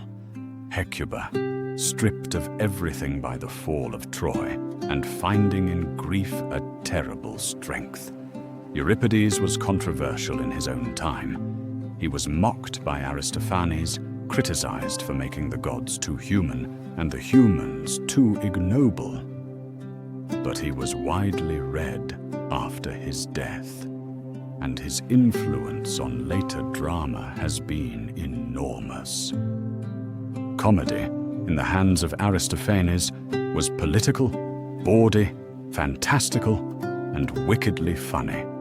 His plays include a fantasy in which the women of Athens go on a sex strike to end the Peloponnesian War, Lysistrata, a visit to the underworld to bring back a dead tragedian who can save Athenian drama, the frogs, and a utopian city in the clouds built by the birds, the birds. Through the broad humor and the slapstick, Aristophanes was conducting a serious political and cultural critique of the war, of the demagogues, of the sophists and their corrupting cleverness, of the pretensions of the intellectuals. His comedy is the comedy of a man who loves his city and is driven to laughter by its follies. The theatre the Greeks built, this art form of masks and choruses, and the great shared experience of an audience of tens of thousands sitting together in the open air, watching human beings enact the deepest truths of the human condition, passed from Greece to Rome, and from Rome into the European tradition, where it became the theatre of Shakespeare and Molière and Ibsen and everything that came after. Every play ever written is a descendant of the Greeks. Every actor who has ever stepped onto a stage has taken a step that Thespis first took 26 centuries ago, on a hillside in Athens. Chapter 12. The Olympic Games. Sport as sacred ritual. Every 4 years, all across the Greek world, wars stopped. A sacred truce was declared, the Ekakeria, the peace of Zeus, and athletes and spectators traveled from every corner of the Greek-speaking world, from the colonies on the Black Sea and the cities of Sicily and the shores of North Africa, to a valley in the northwest Peloponnese called Olympia. They came to honor Zeus with athletic competition. They came to the Olympic Games. The Games were, by ancient tradition, founded in 776 BCE, the year from which the Greeks counted their history, the way we count from the birth of Christ. This founding date is almost certainly earlier than the actual beginning of the Games, which evolved gradually from local festival competitions.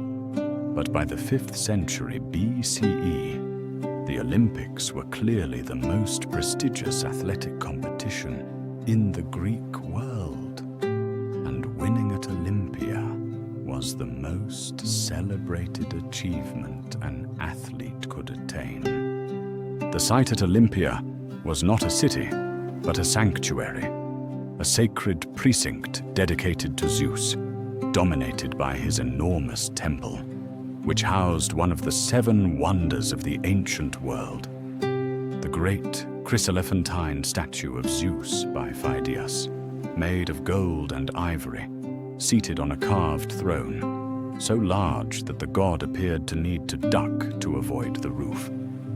Around the temple were treasuries built by various city-states to house their athletic dedications and the athletic facilities themselves, the stadion, where the running events were held, and the hippodrome, where the chariot races took place.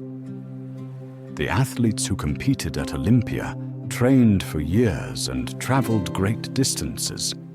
They competed in a range of events: the stadion race, a sprint of roughly 200 meters, the diaolos, a double-length race, the dolishos, a long-distance race, wrestling, boxing, the pankration, a brutal combination of wrestling and boxing with almost no rules, the pentathlon, which combined the stadion race, discus, javelin, long jump, and wrestling, and the equestrian events, including the 4-horse chariot race, the that was the most prestigious competition of all. They competed naked. This was a deliberately Greek custom. The Greeks associated athletic nudity with civilization rather than barbarism, with the willingness to be judged on the merit of your physical excellence alone, rather than the splendor of your dress. The word gymnasium, the place where athletes trained, comes from the same root. The barbarians, in Greek eyes, covered their bodies. The Greeks trained and competed as nature made them. The winner of an Olympic event received no prize money, no medal, no material reward beyond a crown of wild olive leaves cut from a sacred tree in the sanctuary of Zeus. But the honor was immense. The victor was celebrated with poetry. Pindar, the great lyric poet, was retained by wealthy patrons to compose victory odes for their winning athletes, and his Epinetian odes are among the greatest poetry in the Greek language.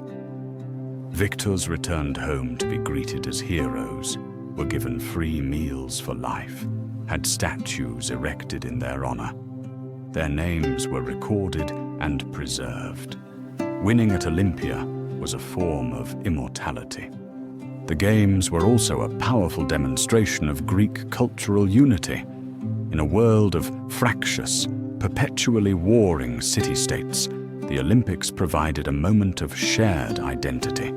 Everyone who competed and everyone who watched was, for the duration of the games, a Greek, subject to the sacred truce of Zeus, part of the same community. The games expressed something that was true about the Greeks despite all their conflicts. They were one people, sharing a language and a religion and a set of values that competition in the stadium made visible and real. Women were excluded from the Olympic Games, with one exception: the chariot race. Since the prize went to the owner of the winning chariot rather than the driver, a woman who owned a victorious chariot could be proclaimed an Olympic victor. A Spartan princess named Cyniska became the first woman to win at Olympia in the early 4th century BCE, and apparently took considerable pride in the achievement. There was a separate festival at Olympia for women, the Heraia, dedicated to Hera, with its own foot races for girls. But the great games remained male.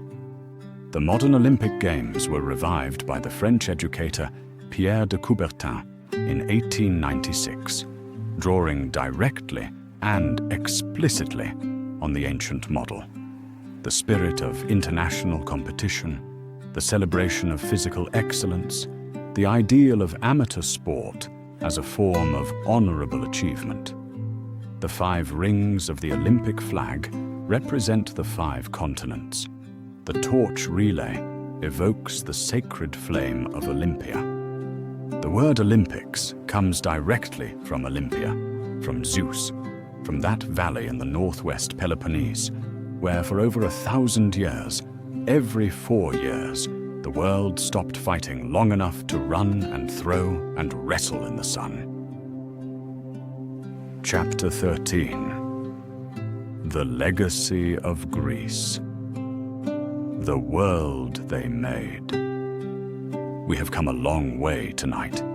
From the Bronze Age shores of the Aegean to the conquests of Alexander, from the gods on Olympus to the athletes at Olympia, from the questions of Socrates to the plays of Sophocles. And now, before we rest, we should sit for a moment with the question that all of this raises. What does it mean? What did Greece give us? Why do we still care, 2,500 years later, about what happened in those small, sun-baked, quarreling city-states on the shores of the Aegean? The answer is many things, and they are not separable from each other.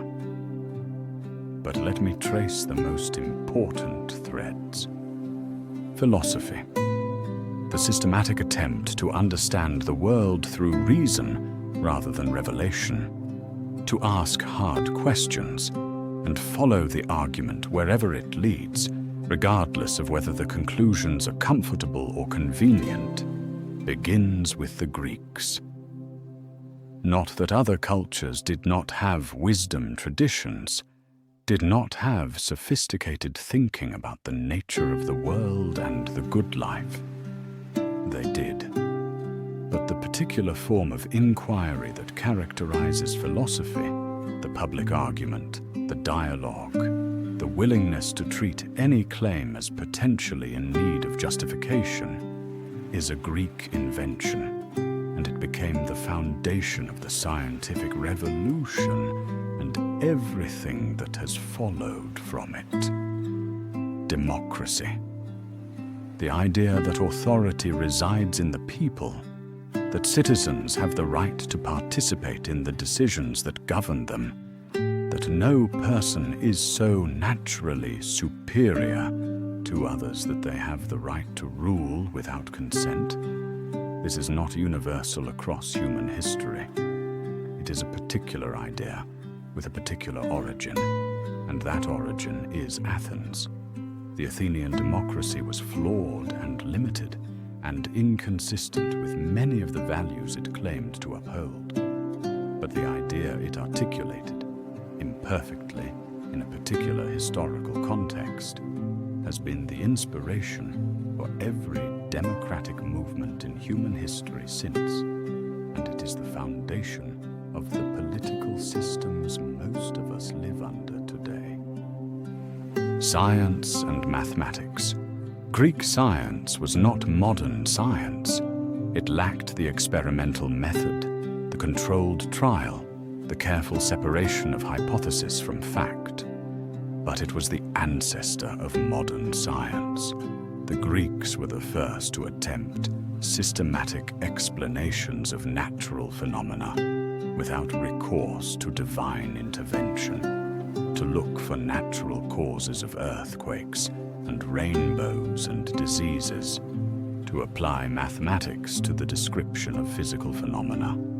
Euclid's Elements, the systematic exposition of geometry that established the axiomatic method, was used as a textbook in European schools until the 20th century. Archimedes anticipated calculus. Eratosthenes calculated the circumference of the Earth with remarkable accuracy, using nothing but geometry and the angle of shadows. Literature and drama.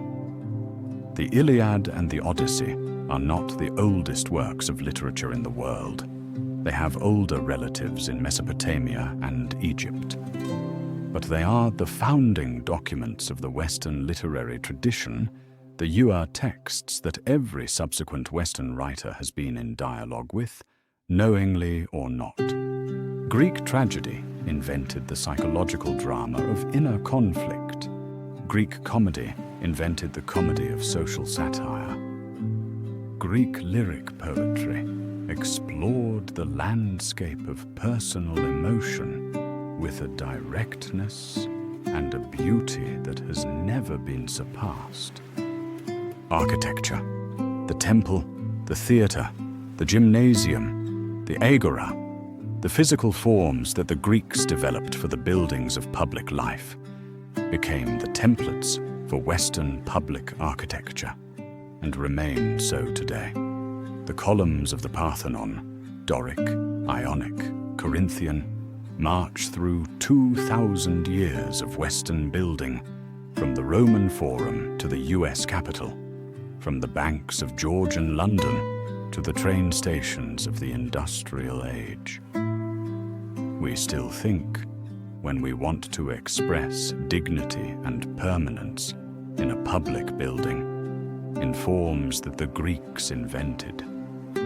Medicine. Hippocrates, the Greek physician of the 5th century BCE, whose name survives in the Hippocratic Oath that doctors still take, established the principle that disease has natural rather than supernatural causes, that the physician's job is to observe, to reason, and to support the body's natural capacity for healing.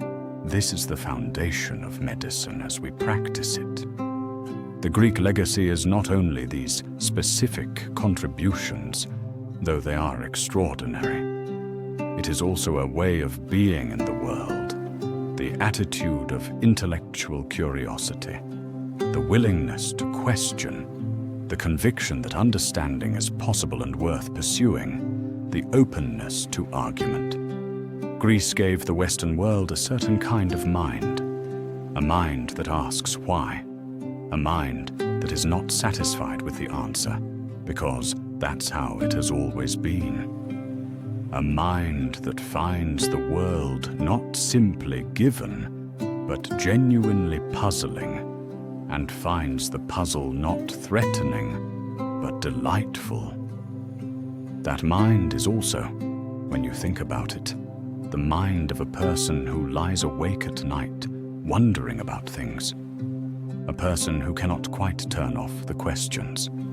A person for whom the curiosity never entirely quiets. There is a Greek word for it, philosophia, the love of wisdom. Not the possession of wisdom, that is for the gods, but the love of it, the pursuit of it, the refusal to stop looking. And so our long journey through ancient Greece comes gently, quietly to its end. We have walked a great distance tonight, from the Bronze Age palaces of Crete to the burning plains of Gaugamela, from the sea cliffs of Thermopylae to the olive groves of the Academy, from the sacred precinct of Olympia to the theatre on the south slope of the Acropolis, where 30,000 Athenians wept together in the afternoon sunlight at the fate of Oedipus. Greece was not a perfect world. We should be honest about that, as the Greeks themselves sometimes were. It was a world built in large part on slave labor. It was a world from which women were systematically excluded from public life. It was a world of almost constant warfare, of political instability, of betrayals and atrocities that are difficult to reconcile with the philosophical ideals the same culture produced. The Greeks who wrote about justice kept slaves. The democracy that celebrated the equal voice of citizens denied that voice to the majority of the people who lived within its walls. These contradictions are real, and they matter. And yet the questions the Greeks asked about justice, about the good life, about how human beings should govern themselves, about the nature of the world and the nature of the mind, were real questions, and they were asked with a seriousness and a courage that we have been responding to ever since. The contradictions between Greek ideals and Greek practice are, in a way, the same contradictions we live with. The gap between the world as we wish it were and the world as it is. The same gap that every generation has to face, and that the best of every generation tries, imperfectly and partially, to close. We are the inheritors of Greece, not only of its philosophy and its literature and its architecture and its mathematics, but of its restlessness, that incurable need to know, that refusal to accept a comfortable ignorance, that love of the difficult question. It came down to us through Rome, through the Arab scholars who preserved it when Europe forgot it, through the Renaissance that rediscovered it, through the scientific revolution that transformed it, through the democratic revolutions that were inspired by it. It is alive in every school that teaches critical thinking, in every court that presumes innocence, In every parliament where citizens' representatives argue about policy, in every laboratory where a hypothesis is being tested against evidence. Greece is not a museum. It is a living inheritance, carried by people who mostly don't know they are carrying it, embedded in the structures and the habits of thought of a civilization that could not have been what it is without those first, extraordinary, flawed, brilliant people who looked at the world with clear eyes and refused to stop asking what it meant. This has been Naptime Knowledge. Thank you for traveling through ancient Greece with me tonight. Let your body be completely still now, completely heavy, completely surrendered to the surface beneath you. Let the day, all of it, the done and the undone, the said and the unsaid, dissolve like evening mist. Let the questions rest. They are good questions. They will wait. The Aegean is out there, somewhere in the world tonight. That blue and particular sea, the sea Homer called wine dark in the light before sunrise, still running its old patterns against the white limestone cliffs and the grey volcanic rock and the pale sand beaches. The Acropolis is still there in the dark above Athens, the Parthenon still standing in its beautiful ruin, its columns catching the moonlight. The valley at Olympia is still and sweet with the smell of wild olive and mountain herbs. The stadium is empty, and the chorus has gone home, and Socrates is long dead, and the world he thought in is partly our world, built from what he left behind. Breathe in. Breathe out. The philosophers are sleeping. The athletes are sleeping. The great chorus has long since grown quiet, and the masks are put away, and the wine cups are empty on the table of the symposium, and the last argument of the evening has faded into the friendly dark. Hypnos is here. His wings are soft, and he moves without sound, and he is very good at what he does. He has been doing it since long before the Greeks gave him a name. Let him. And if in some quiet moment of the night the questions come back, as they always do, for those who have once been caught by them, remember what Socrates said, or what Plato said that Socrates said, which may be the same thing, that the only true wisdom is knowing what you do not know, that the unexamined life is not worth living. But by that, he did not mean that you must be always examining. He meant that the capacity for examination, the love of the question, should be something alive in you.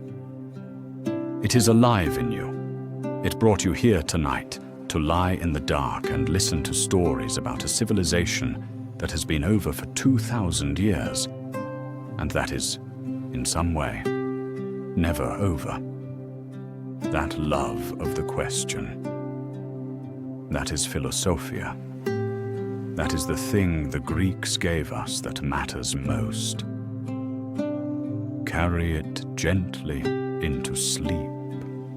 It will be there when you wake. The questions are patient. They always are. Good night.